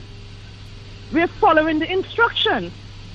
And sorry, Sister Empress. No, Kwame, let her finish first. Let her finish first. Go on. No, when I say that we're following the instruction, it's the instruction to the country, and globally, as a matter of fact, I would say. But we know better that we are not following. We are doing what we are doing as an African. We are doing what we're doing as an African race of people, because we know that cleanliness is the almightiness. Cleanliness is, they say, godliness. So we knew that from a long, long time before they came into existence, because we're talking about us, the us, pre Mr. so-called Darwin. We were here before Darwin. We were here before the evolution, this so-called evolution, right? And this is what we have to recognize again, and that we are looking into ourselves, and we're looking into our race, and we're looking into our instructions, right? So we must not forget the role that our ancestors played, the role of medicine, the role of the herbs to where we are today. Because as you talk about the enslavement, the plantation, yes, the so-called, they changed it from the camp to the plantation. It was our ancestors who look after us so that we are what we are today. It is our ancestors, when they did the Tuskegee trial, and more than the Tuskegee trial, it was, as a matter of fact, I remember the elders in Jamaica pointing out, those are in the herbs, treating people who are sick, and say who have syphilis from who not have syphilis. I knew about syphilis from I was young. And the signs of syphilis, right? And the signs of syphilis. So it was not only in the America, so-called America, they did this experiment. Everywhere we were part of that experiment. Everywhere we were, yes? And we have come through. And here we are, making a self-determining part for ourselves, looking at the old economic, looking at the old politics. And here comes coronavirus, COVID-19, and they put us at the forefront to say, we are all, the African people are the ones who is suffering with this disease in particular. Yes, who are dying from it. Why would they bother to care for us? Hold on. Why would they care, brothers? They don't provide homes for our brothers and families. Yet they fight against our men. They put us into the mental institution. Put the prison is full. We're targeted by a certain group, which is called the police. Yes, we're targeted. They trample upon our necks. Why would they care about us if we die? Why would they care about us if we have disease? Did they not create the AIDS? Did they not in the last 20, 40 years AIDS? And yet we have survived it again, and they're coming after us? How could this be? Why would they care about us? They care not about us. That's right. So therefore, we have to look at ourselves. And we have to determine for our families. We have to determine for our families whether or not. We have to determine for our families whether or not we're going to be taking the vaccine. We have to determine whether or not we're taking the vaccine. Can you hear me? I can hear you. Yes, we can hear you. Yes, we have to determine for our entire family whether or not we're going to take the vaccine. And our men is the head of the home. The men is the head of the African. Our African men is the head of our African race. Yes. And we recognize you, brothers. We recognize your role. I recognize the role of my ancestors, my And said to my father, the role he put down, and he set it straight for us children and us girls. The man is the head of the home, and he did do the role what he's supposed to do. My grandparents did the role, grandfathers, right? They make our home homeless, fatherless, yes? We can say homeless. They make our home fatherless, yes? They screw up the black woman's mind. 3/4 of our sisters are screwed up, right? Yeah. But the reason why we are screwed up is all this political, the elitists, the elite, as you were speaking, Brother Adam, you were speaking about, the indoctrination. Are they being indoctrinated? Yes. Yes? Yes. And they are being indoctrinated. And I might say, yesterday I was listening to Sister Jasan Ray and Dr. Abu. It was a great program. And I was writing a little piece that I wanted to, if you give me just 2 minutes, Brother Kwaku, just to read it. It's not long. And it's the question is what are the forces which create administrative, political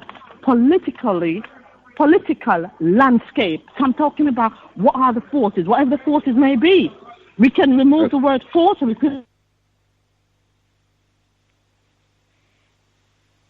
Hello? Go on, sis? One to her. She gone? Into cut off. Oh, all right. Well, call back. You can call back, sis. You can call back. Who else me up on the line? Because something going wrong here now. Sure. Yeah, I'm on the line. Yeah, go on, Brother Adam. Yeah, you have Brother Akram on the line as well. Oh, Brother Akram. Come in, Brother Akram. Come in. Yeah, okay. Grand rising to you, my brother. And Grand rising. Your reasoning has always been great. You know, what I mean, it's really a breathtaker. You know, and grand rising to our brother Kwame as well. And good to hear you back, my brother. Good to hear you back. And grand rising to Brother Adam as well. And the sister, her reasoning is also pretty well as well.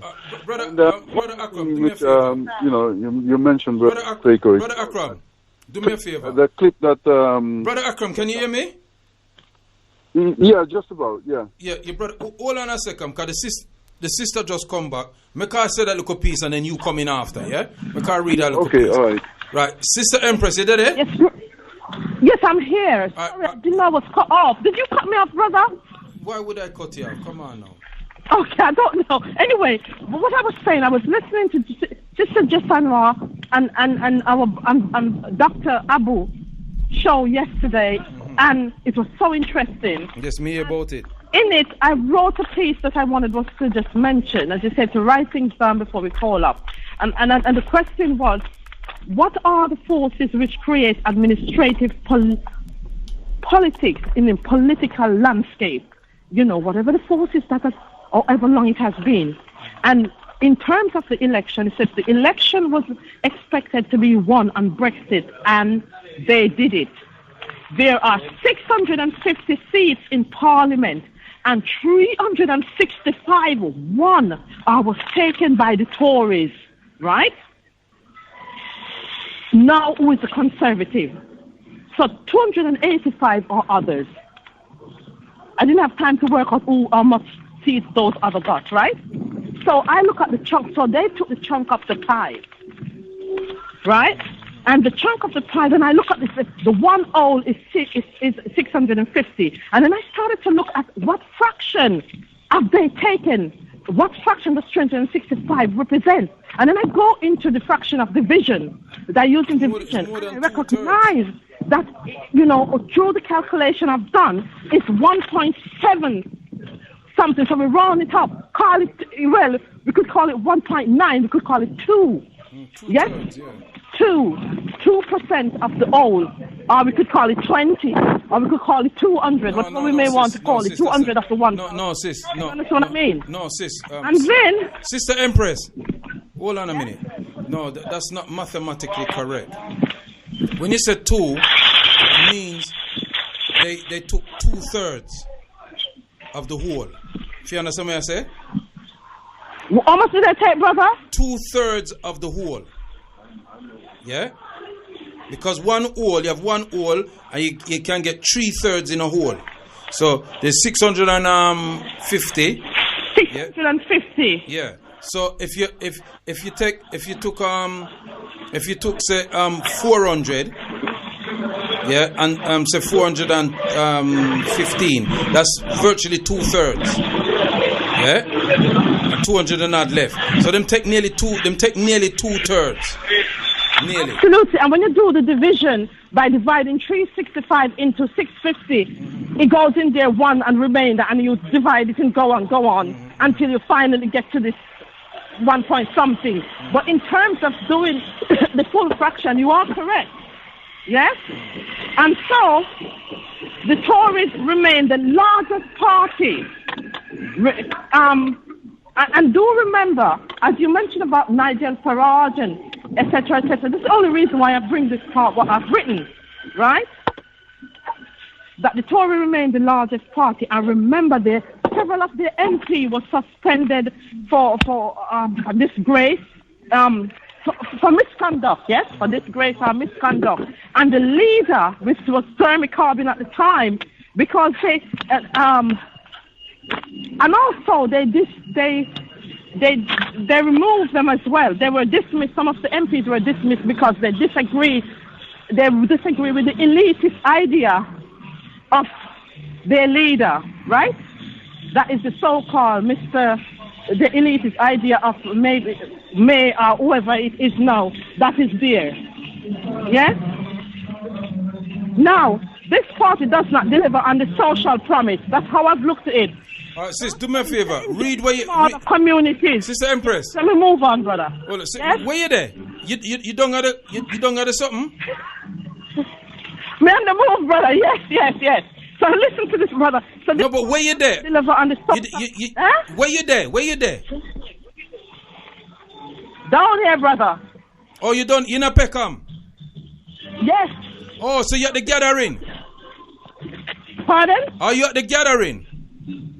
Yes, my brother. So no, the gathering, me want to hear about the gathering, and you there the gathering, and not tell me what going on in the gathering. When I was speaking, so I'm speaking all the way down, yes? But I just want to finish on this. So this party does not deliver on the social promise, thus endanger the smaller communities who have far less resources at their disposal. In particular, we're talking about the Afro-Caribbean community. In particular, we're talking about us. And of course, I want to mention the African community, but not really mentioning the African community because we're brothers and sisters, but they fight against us as well, and that's the truth. So the Labour provided this manifesto, a manifesto packed with policies, economical policies plus blah blah blah. You know what I mean? Their leader broke the elitist tradition. That was Jeremy Corbyn. He broke the elitist tradition and stood out for their honesty. Some part of it. I'm saying he broke the elitist tradition. Right? Yeah, let me stop it here, sis. True. Let me stop it there. I disagree with you that Galaxy is about the unification of African people. Yes, there are some African people from the continent that would betray us, but just like in the Caribbean, there are African people in the Caribbean that betray us. So we don't adhere to that kind of statement at all in Galaxy. Yeah, just have to correct it here, sir. Right. All right. You don't have the gathering now. Wow, this is getting very difficult to listen to.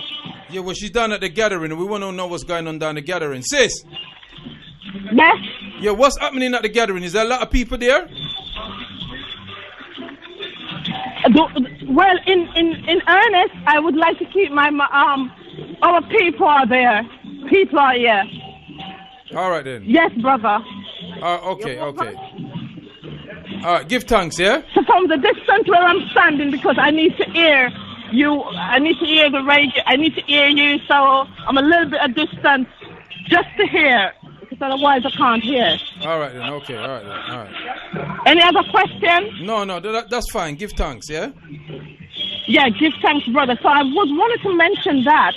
So we have to set the term. They broke their promise. Every one of them broke their promise. Every political spectrum broke their promises against us. We existed before before the epoch, before the era, before the time, before all things. We existed like a chief.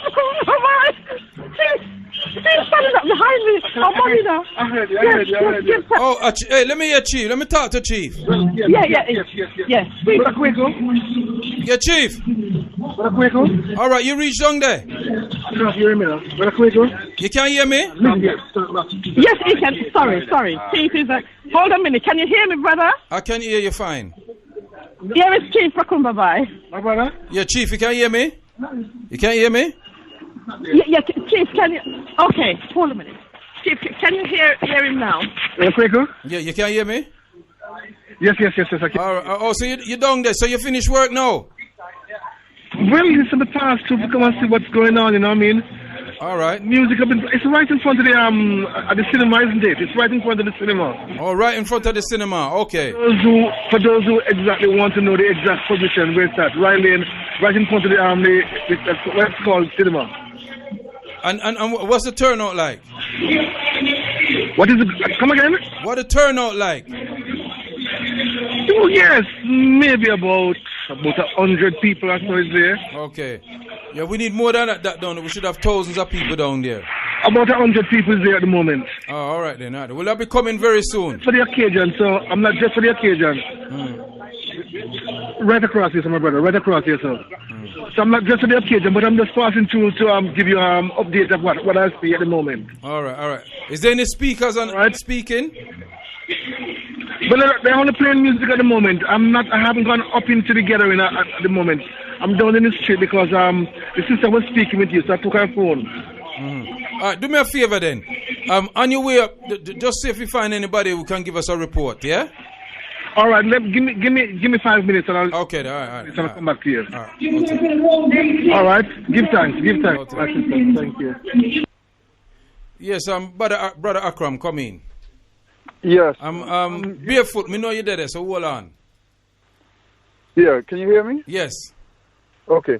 Yeah, what I was trying to say is, Dr. Abu played a clip just before he left the program, and it was so on point. You mention it, and as I said, it's one of those areas because, as I say, putting the African Cooperative Union together, all of these things was taken into consideration about our situation and what needs to be done. And basically, this idea, because for me, as a person from youth, I never believe that anybody owes me anything. I have to do for myself. You understand me? If somebody do something, then I'm always pleased or grateful or thankful, right? But the fact is, we as a community, we do have a duty to ourselves, right? And what we can see with the Asian community here, they come here and they create jobs for their own people, right? They create business and they create jobs for their own people. That is something that we have not done. And of our backs. Sorry? Of our backs. Yeah, and well, of course, off our own back, yes. But the point is, what I'm saying is, this is where we, as a people, that's why I developed the cooperative to say, look, we need unity, and we need to create jobs for ourselves. Many of our people coming out of prison, they have skills and other things, they can't get a job. So therefore, we should be the ones creating the jobs for them. Yeah, and we have the ability. But somehow or the other, we seem to lack the understanding to realize that we can create our own jobs, The people are not repaired. People are still in a state of disrepair. You took the words out of my mouth, Brother Adam. The people are definitely in disrepair. Brother Barefoot, you want to jump in there, sir? Yeah, Quaker. Prophet Quaker. Angel. Yeah, man. Long time I not call you, Yeah, but there's some humor in this virus thing, Yeah. Hold on a minute. Chief Rakomba, come on. Let me just hear what happened let me finish. On the demonstration, and then we'll come back to you on Barefoot. Finish now, man. Yeah, but I just want to hear what's happening at the demonstration, and I'll come back to you. Don't worry, beloved. We have enough time. Please. May I? And we're here today to like I said, to bring in Who's that talking? Who's that talking? Our speakers today will be none other than Empress Anoa from Galaxy Radio, Dr. Abu, Kwaku, Prophet Kwaku, also from Galaxy FM. They signal around the show before they come on.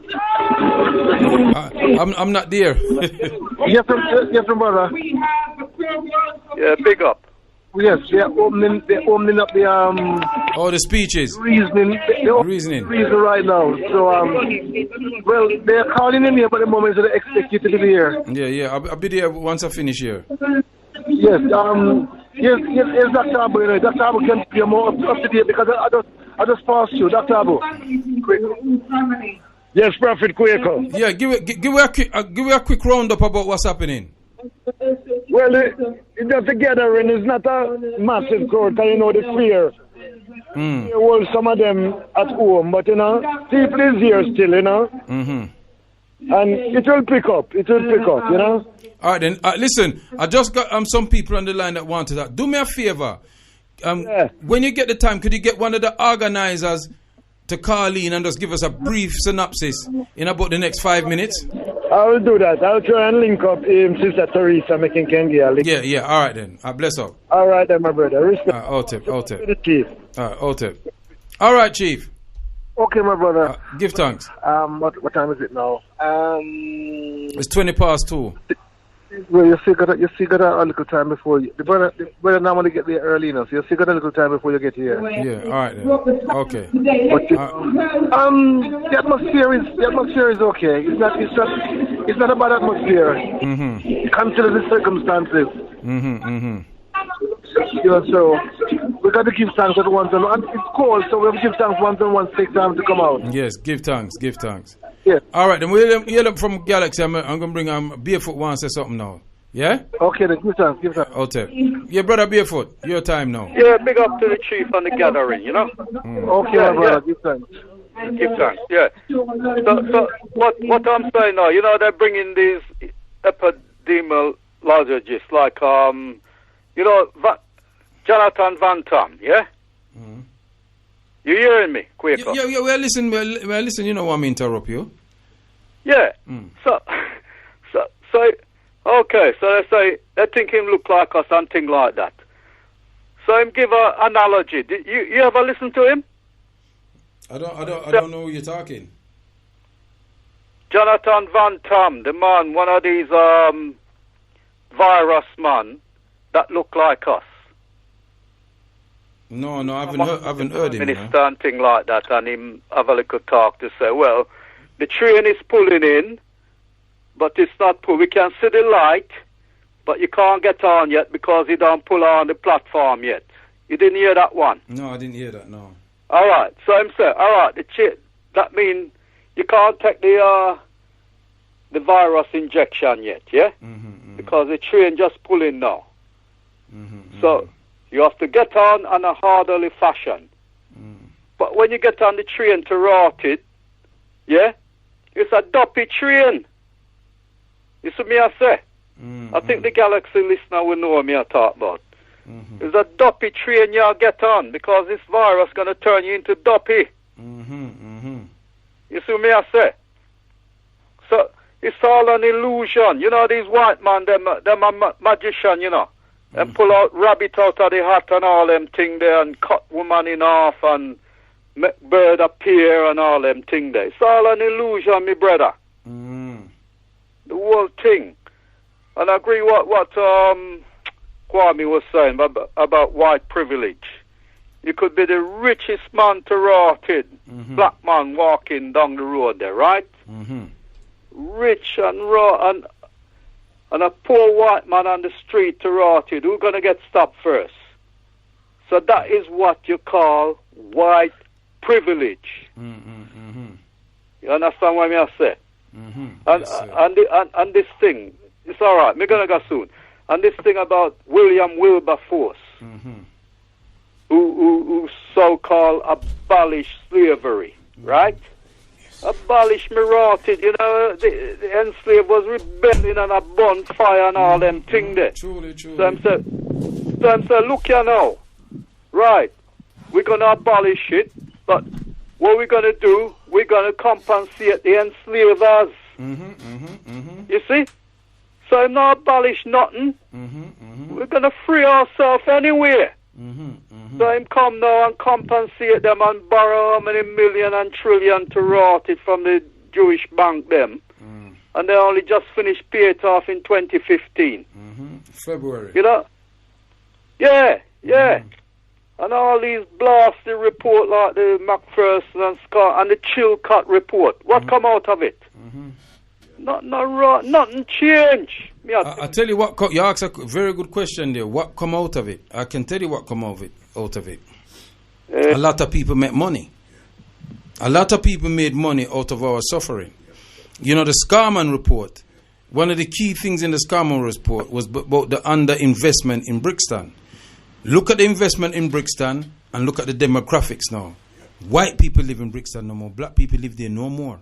They live in the I remember growing up that we live in all the houses. We move out of the government place and we bought properties.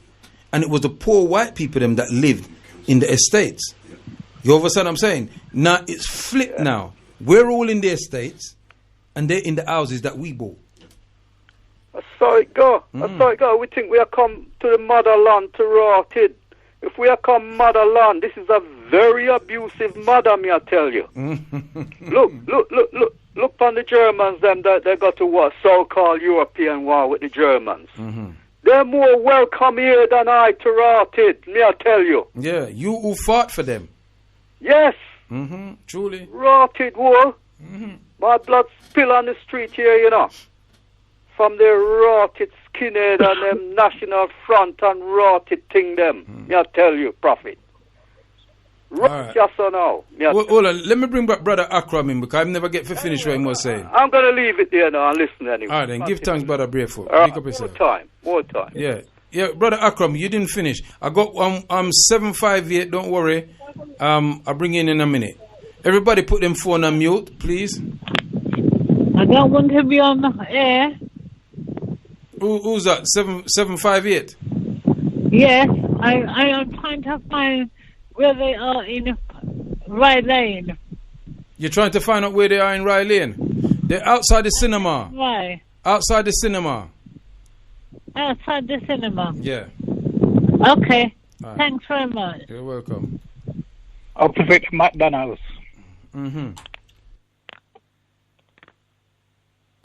Yeah, so as I was saying, you know. Yeah, let me just give out the number again, Brother Akram. My apologies. Okay. Somebody I just need to give out the number. If you're abroad, +44, drop the next 0, 02 07 193 01 74. That's a live link number. If you want to send a WhatsApp or a text, is +44, drop the next 0 if you're abroad, 07 3 77 92 07 03. Go on, Brother Akram. Yeah. So as I said, as I was saying, you know, to me, whatever we do, unless we come together as a community, you know, we could be here singing this song, you know, of oppression for the next 50 years. And, you know, I heard you the other day listening to this brother from the Cameroon. And as I said, when this brother from the Cameroon, was giving the rundown of the Cameroon, it brought me to tears. Because, you know, studying Africa and what the situation that we're in, most of our problems is ourselves creating it and putting back on our own selves.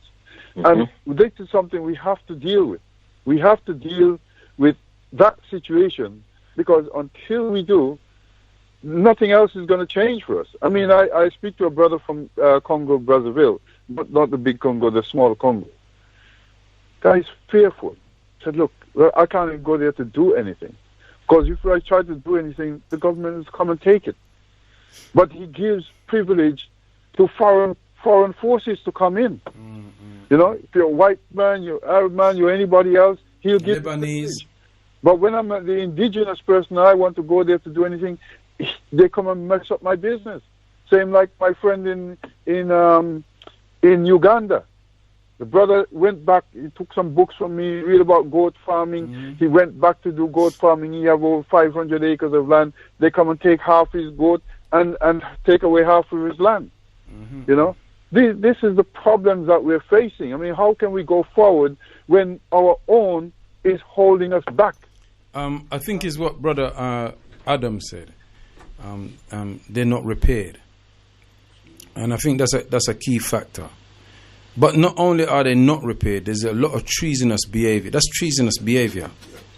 And I got Brother Construction in the house with me, always on time. You know, there's no lack of treasonous behavior in our community. You know, and when I say treasonous behavior, I'm talking about things that people do that affects and damage the community, whatever it is.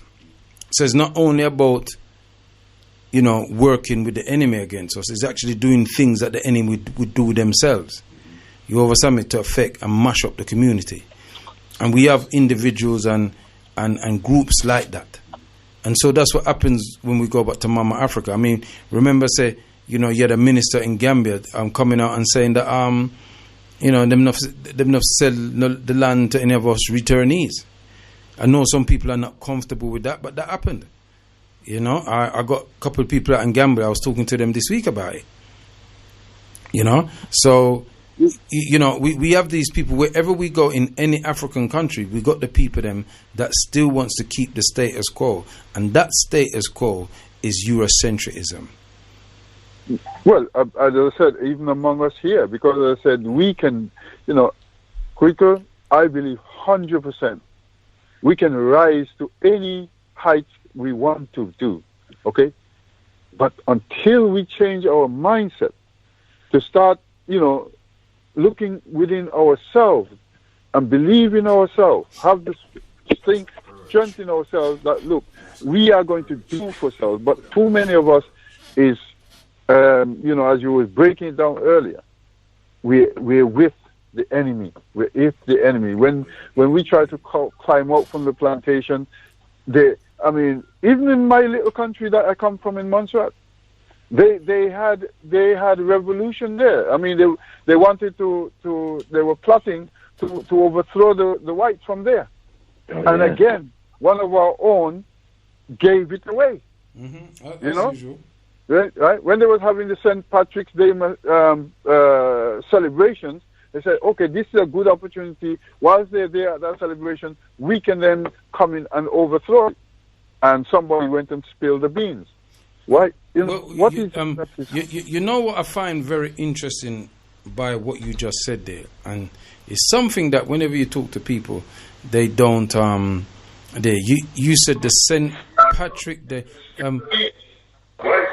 Yeah, put your phone on mute at the moment, please. I beg you. Yeah. Yeah. You said it was a St. Patrick Day. St. Patrick Day celebration.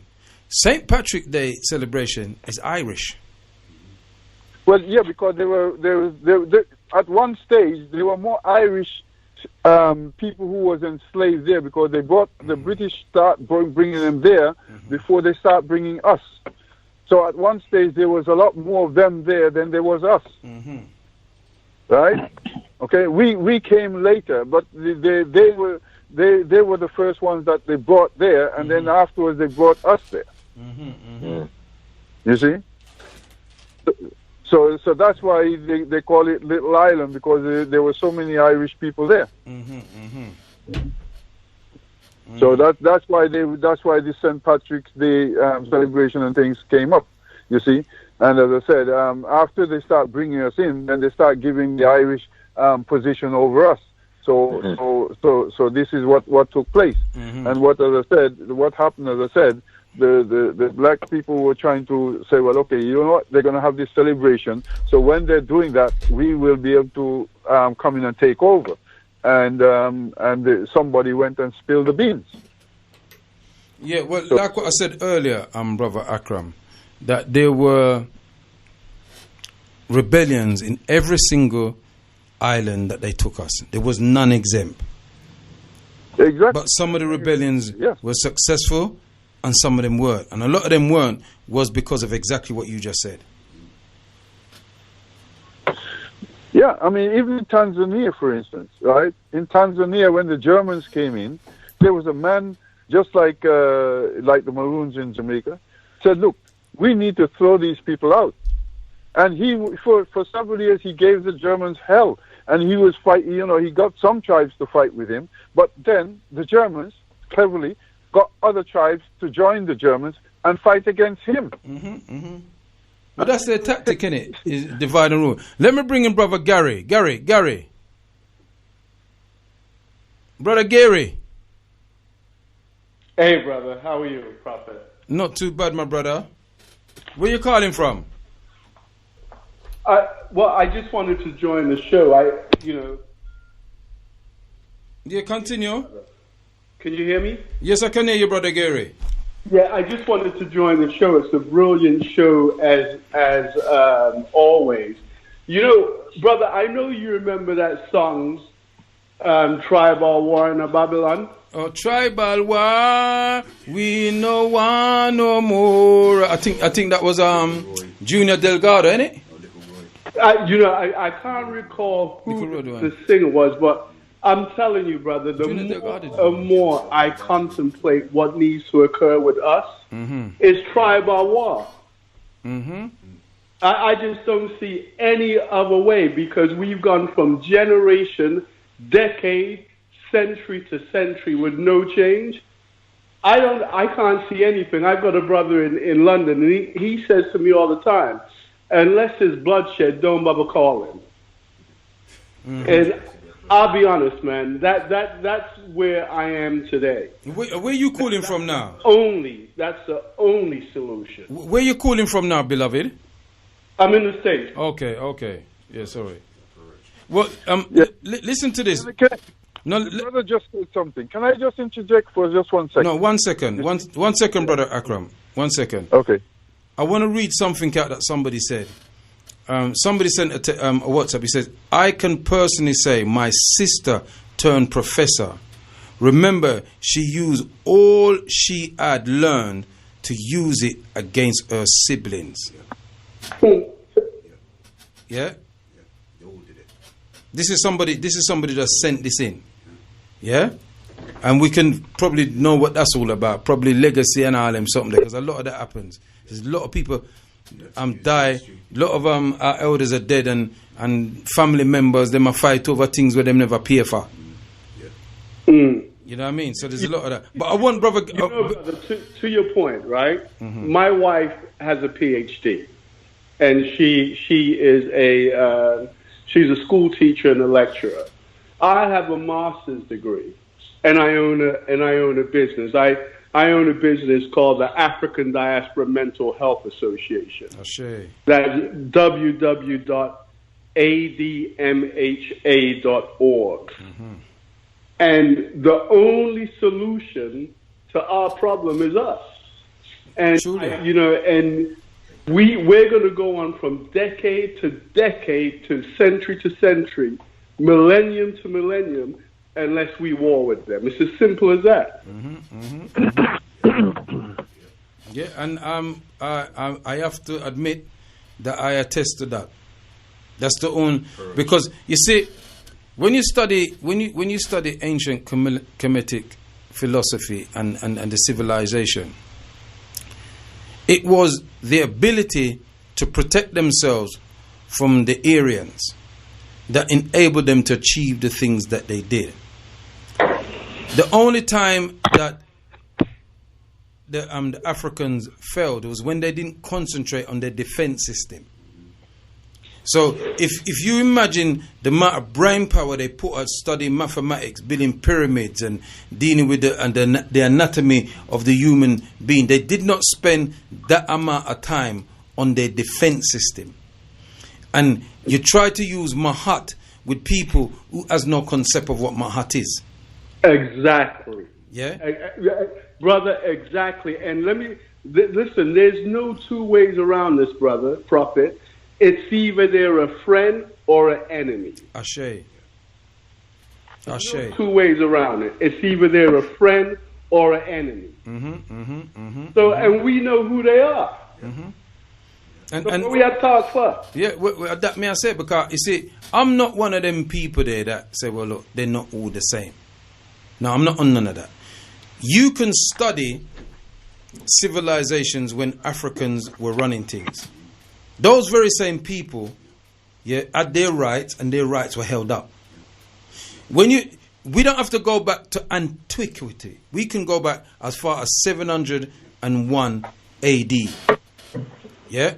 When the Africans called Moors ruled the Iberia Peninsula. Yeah? And they allowed all different groups, the Jews, the Muslims, the atheists, the Christians, the Catholic, everybody can live their life. You understand what I'm saying? They never said that everybody must be Muslim. Yeah? That was Africans called the Moors. Right. As soon as the Europeans got control back of Spain, what did they do? They came up with what they call the Spanish Inquisition. Yeah? The first Africans to enter the Caribbean as enslaved people did not come from the continent of Africa. They came from Spain. You understand what I'm saying to you? Yeah? And ended up in what they call the island of Hispaniola. Yeah? Called Santa Dominga, otherwise known as Haiti. You understand what I'm saying to you? Yeah? So we know the pattern. I think... Yeah, Kwame, you wanted to say something? I think he meant Dominica, not Haiti. No. When they kidnapped them and took them to the island, they called it Santa Dominga. The Spanish them. Because the Spanish them go first, Then the Spanish and the French them did that argument. The French take it over and they called it Saint Dominga.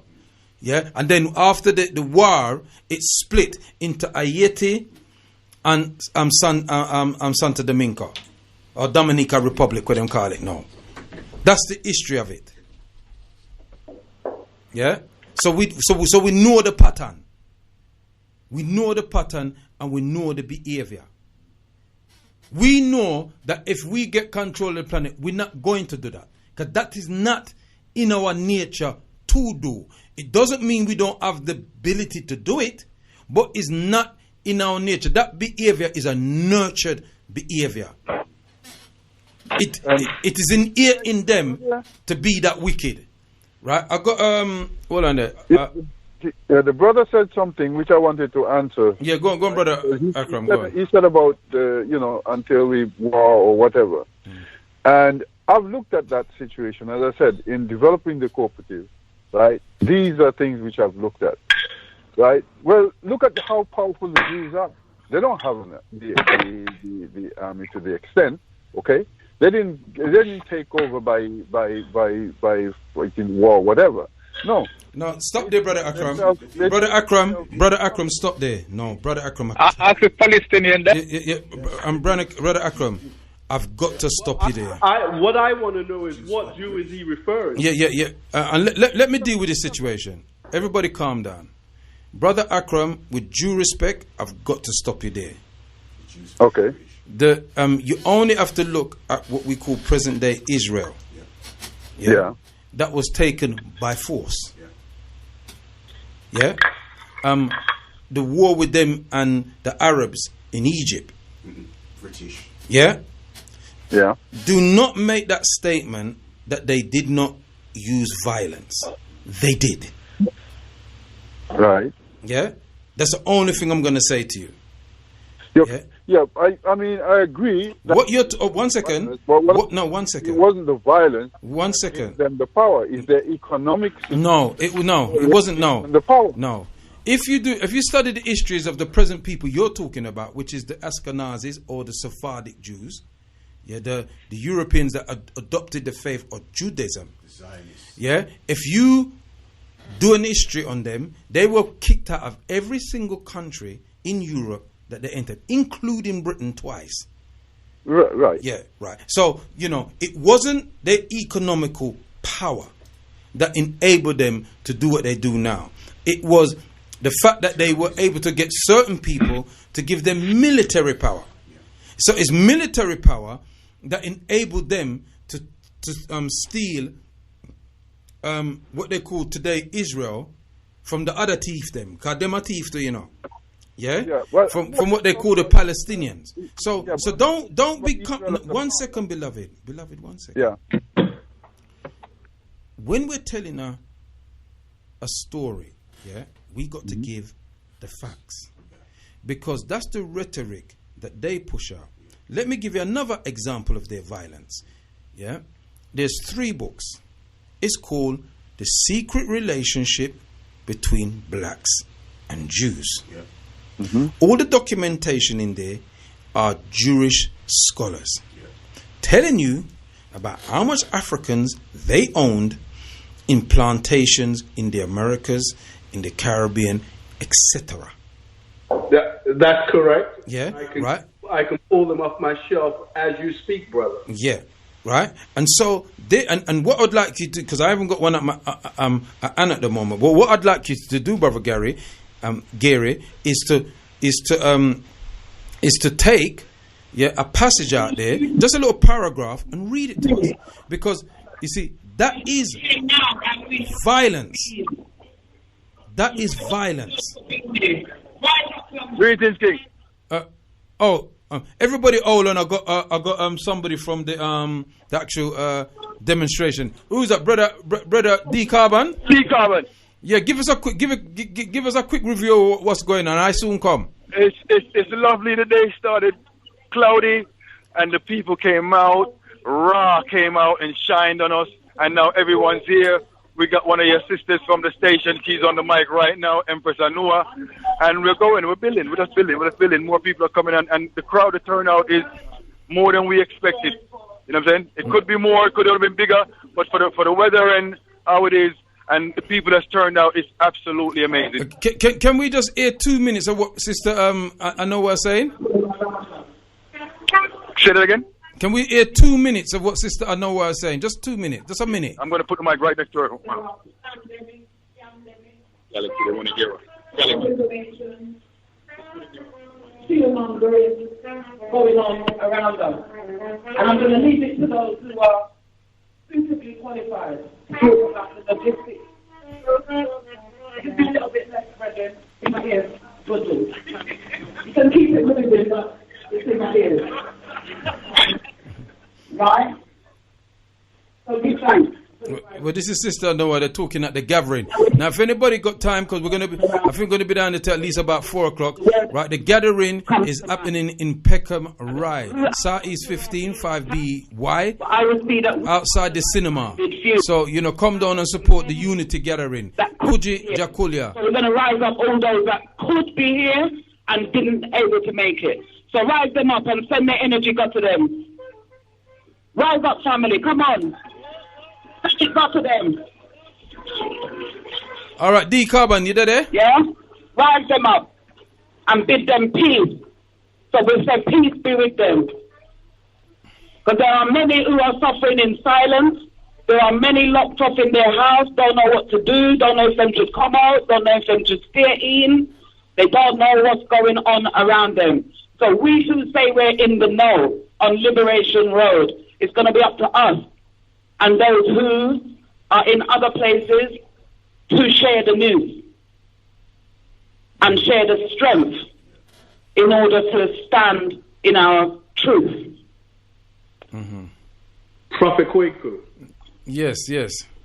Okay, so you asked me to do something, so if you don't mind, let me do it just very quickly. Yeah, go on. So this is, and all I'm going to actually read for you is an ad.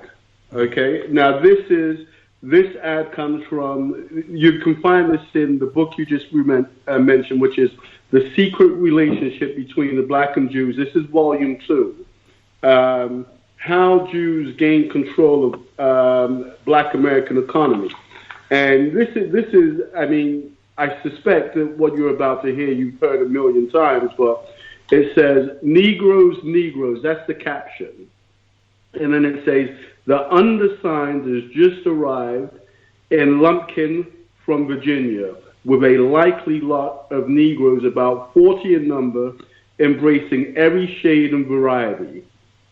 He has seamstress, chambermaids, field hands, and doubts not he is able to fill the bill of any who may want to buy.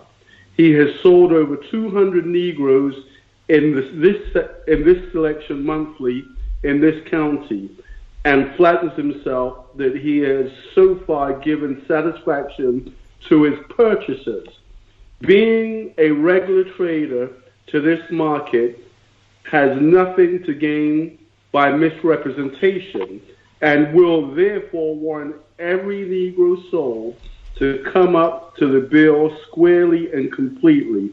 Give him a call at his mark. J.F. Moses, Lumpkin, I think that's Gazette, November 14, 1859. This is a Jew. Mm-hmm. Give thanks. So that's why I asked the question, what Jews is the brother making reference to? Well, that's why I to stop our beloved brother, because violence is not always physical, and we must know this. You understand what I'm saying to you? Because that is a violent letter. Could you imagine those same Jews some decades later what Hitler did to them? Yeah, reading out something like that. Do you understand what I'm saying to you? So that's violence to me. That was violence to my ancestors. You think they went? You think the people themselves went there willingly? Them have gun and all them something around them and all them something there and chain and all them something there.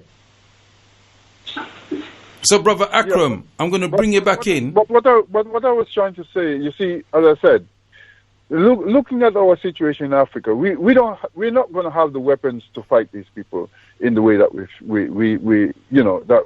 think that we can fight them. We can't. And that's why I don't agree with you. I don't agree with you.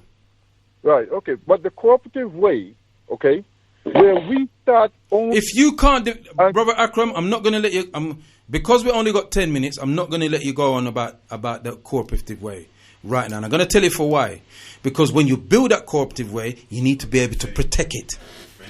And if you can't defend it, yeah, not new build higher. That's been our... It's not that we haven't built things. We've got the history of Black Wall Street. We got the history of the movement. They drop bombs on our people. You know, this is not no fairy tale. These things that we built, even after all of the things that they done to us, we still managed to build, and they destroyed them. But do you think that we will be able to build enough weapons right now in today's present? No. Listen to what I'm saying to you, brother. Let me, if you don't mind. Yeah, come in, Gary. Brother, we're the weapon. Mm-hmm. You and I are the weapon. Hold on, brother. Just stick a pin. We're the weapon. We don't have to build nothing. We are the weapon. The first rule of psychological warfare is to condition the mind. This is why they have us spinning upside down, talking about this, because our mind is conditioned. We are the weapon. Ashe. And as soon as we form our minds, it's done. It's finished. It's over. All right, all in there, Brother Gary. I've got Brother Muta Kilimanjaro is going to come in. 1 second, Brother Muta. There is no weapon that they have built that we've not been involved in it. None. It's just that our scientists don't build things for us. They build it for them. They were only able to go space because 3 black women come with a mathematical equation to assist them. So don't say we can't do that. I can't believe you said that, beloved. But don't watch that, brother. Hold it. I'm just saying that, brother. Please. Yeah. Okay. Brother, please. With due respect. Yeah. And I'm not disagreeing with you with any animosity or anger, beloved. It's just that I disagree with you. You understand me? I say. So don't take it nowhere. Brother Muta Kilimanjaro, come in. No, I was just gonna quickly add. I extend my greetings to you and all those on the side.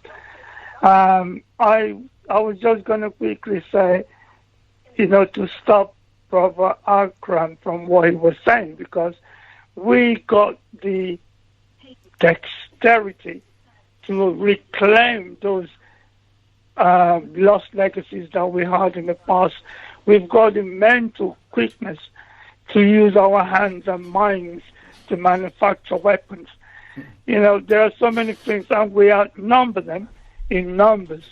So even though they've got the nuclear weapons and everything, but that doesn't mean that we should accept their pernicious and perfidious ways. We should never accept it, because we know who we are. We are human beings. They treated us less than human, and we need to avoid them. We need to decry their ways and avoid them by all means, and invent our own things. What we lack, I must confess, is we lack vision. That vision, we need to reclaim it back. The ability to create has to come, not from what we see, but from what we don't see, from inside of us, from the heart. And I believe we've got that ability to do it, because when I listen to music, the creativity in the music tells me we still got the creativeness to create things that we need. And we need to stop looking at what they've got and start to think for ourselves what we can then create to advance ourselves. Give thanks, brother Muta. Kilimanjaro. Right, I'm going to give everybody 1 minute to lock down. So first person I'm going to bring in, because it's coming up to 3 and Brother Construction's here, and I've got to go over to the demo. So Brother Kwame, can you land quick? 1 minute. 1 sec. Yeah. What people got to understand is that when we came here to work and then go back to the carriers beyond, yeah? I'm talking the African from who was captured and taken here, and taken across the seas. That was the reason why we came, to work and go back. We didn't come here to stay, right? Also, those of us, a lot of Africans who bought properties, the properties were taken away from them through, like, take for instance, Brother Witter, is it Witter, in Greenwich, yeah? His property was taken away by the Greenwich Council. There's loads of Africans in Brixton whose property were taken away by Lambeth Council, yeah? Right? So it is not a question that we didn't do anything, but the Europeans have always, come up with their schemes in order to All right, that's a minute, Kwame. That's a minute. I'm sorry, beloved. Yeah? No problem. Brother Akram, 1 minute. Now. Yeah. All I'm saying is about, as I say, I mean, we'll talk about this sometime. I'll give you a private call, and we'll talk about it. But the point is, what I'm saying is, the empowerment of the cooperative, right? If we have, 100,000 people in Jamaica in the cooperatives, we have another 100,000 in Trinidad. I know, brother. Have another 100. I know you, brother Akram. The power that we need, that will give us the power that we need, right? Then we're trading with each other, right? The power that we need economically. Right. Let me stop you there, brother Akram. You got 20 seconds. Ask you this question, yeah? Are you linked up with the Christian cooperatives? Because there's a lot of black Christian cooperatives out there. Are you linked with them? Well, not the ones here, but the point is, as I said. All right, that's your time, brother Akram. That's your minute. I'm sorry, beloved. That's your minute, yeah? We have been to some. That's your minute, brother Akram. Sorry, I just apologize. Brother Adam, 1 minute. Brother Adam? Yes. You're 1 minute. 1 minute. Your time. 1 minute. Okay, then, right. Well, I'd just like to end with the fact that everything that we do with regards to our reparations is all got to be intrinsically linked to all 9 areas of people activity that Dr. Neely Fuller told us about. So all 9 areas of people activity has got to be intrinsically linked to our fight towards reparation. But the first stage of reparation is self-repair. If we are not self-repaired, or we're not going through a process of self-repair, everything else is going to fail. Nothing else is going to work. If we don't do that step first, I guarantee you everything we try to do will fail after that. Thank you. I'm totally agree with you actually on that. And brother Gary from the States, you got 1 minute to land, beloved. Brother, I'm going to use about 10 seconds. any system that calls us to operate in their system is not the solution. So, if we're talking about a cooperative system which operates in their system where they're going to tax our money, control everything we do, it's not a solution. And I'm not suggesting that's what my brother's saying. I'm just making it clear. Anything we do that operates in their system, we've been doing that since time immemorial. And we're still in the same place. So I'm going to land where I started from.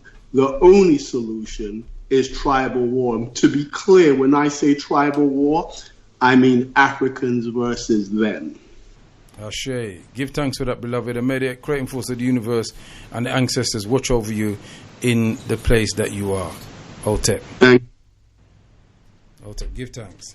Well, we got brother we got brother Construction in here. I got some texts and some WhatsApp, brother Construction. Can I read them out first? Is that all right, beloved? All right, brother Construction is giving me. That's what I love about brother Construction. You know, he's a man who will say, "Go through, Kwaku. Just read what you have to read. Don't watch nothing. Everything is Chris." And that's what I love about the brother. You know, he's for the revolution. I do have music in my play, but I'm still for the revolution. You know what I mean? And it's them people there. It's them man. Them we can ankle spec and knee spec and ras spec. You know. So let me read out some text. The text phone was dead, so I didn't get to the texts. So let me read out some of these texts. The text phone was dead. I'm not sure if all these texts are for this show, but we will see. 1 second, we will see. Right. Brother, if the Moors were black Muslims, why do people say we are following non-black Muslim Arabs? That's all. I'll break that down for you. We really need to cease glamorizing speaking of the so-called Jews, Asians, of how they get together, accumulating their so-called wealth. We bigging them. We're bigging them up too. We bigging them up. Tired of hearing the same old words. And that's come from 561. I hear you. You are your wife's strength. Give thanks. That's all it says. Artless, they're high on 4G, 5G. Truth, pound, that's all. Some strange. Yeah, right, and that's that on that. Yeah, and then we've got the WhatsApp them, so let me read that WhatsApp. It says, brother, Donald Trump has and did not lose the election. He will be announced president for the America people on the 6th of January 2021. Brother Kwame body in need to be alkaline, bicarbonate soda, half lemon, first thing every morning, last thing every night, before bed, blissful. Tribal war was Little Right originally, then John Ort and George Nooks. Okay. Kwaku, are we saying having fought to stay alive here, now you're telling me I may have to fight my own ancestors? I'm not sure about that. Greetings. The Jews in the States persuaded the USA to be involved in the Second European Great War when the British was losing in return for land in Palestine. That's not actually correct. Yeah, you're correct up until the point where they said no, they wanted a land for themselves. Yeah, and the place that they nearly got was between Uganda and Zimbabwe. Yeah, but the Americans and the British said no, go to Palestine. You understand what I'm saying? Right. So it was nearly our problem. That photo. Right. Forget that. Oh, I'm so sad. This person said, I'm so sad. What did I say? Where's it gone? Today. Yeah. Afternoon, Kwaku. That's how them spell it. Good show, but you might have to preach to the people like they do whenever and evangelizing to get the message across, to get them to change their mindset. We, the radio listeners, get the message. And this one, where's that one there now? Somebody said they couldn't. Somebody just sent a WhatsApp in saying they're sorry that they couldn't make it. The train from Rochester was cancelled. Don't worry about that, but you're dear in spirit. Let's pour some libation for our protection and thing. I'm heading down to Peckham now. Yeah, Rye Lane, Peckham. I'm going to give a little talk. May the ancestors make my words resonate with our people. I just want to thank everybody, Madasi Pa, for listening to the show, for contributing to the show. And just remember that Galaxy is self-funded. And so we do appreciate your generosity. See? So if you want to contribute to Galaxy, remember we don't play no ads. So we don't get paid no money from nowhere. It's a self-funded station. If you want the station to continue, please, I'm not going to tell you how much you must give or if you must go, but if you can afford to make a donation to the station, you can go to the bank. And the bank is our sort code. You drop your pen, your pencil. You got your pen and your pencil? Okay, good. The sort code is 400630. That's the sort code. 400630. And the account number is 938584113. I repeat, the sort code is 400630. 400630. And the account number is 938. That's 938-58413. That's 938-58413. And the account name is Community. It's the HSBC. So please make your donation generously. We give thanks. And just to say to my brother Lloyd from Luton, he came all the way down there, construction, to give me £100 for our Saturday school. So we give thanks for that, Brother Lloyd. You know, give thanks for that every time. And may the ancestors rise you up in Luton and our African people, wherever you are in the world. Itepe, Ineke, J.R., Senebe. Divine peace, long life, stability, and good health. I got one more WhatsApp. And it says Uganda and Guyana, not Zimbabwe. Guyana is not in Africa. But Kwame, give thanks for that anyway. Yeah, so Brother Construction is going to go until 6 o'clock. Yeah. And Brother Construction is going to go until 6 o'clock. And then 6 to 8 will be Sister Anua in my slot. It's really happening in Galaxy. It's been a pleasure to cover this spot. Itepe nekeje asenebe. I'm out of here. Hotep.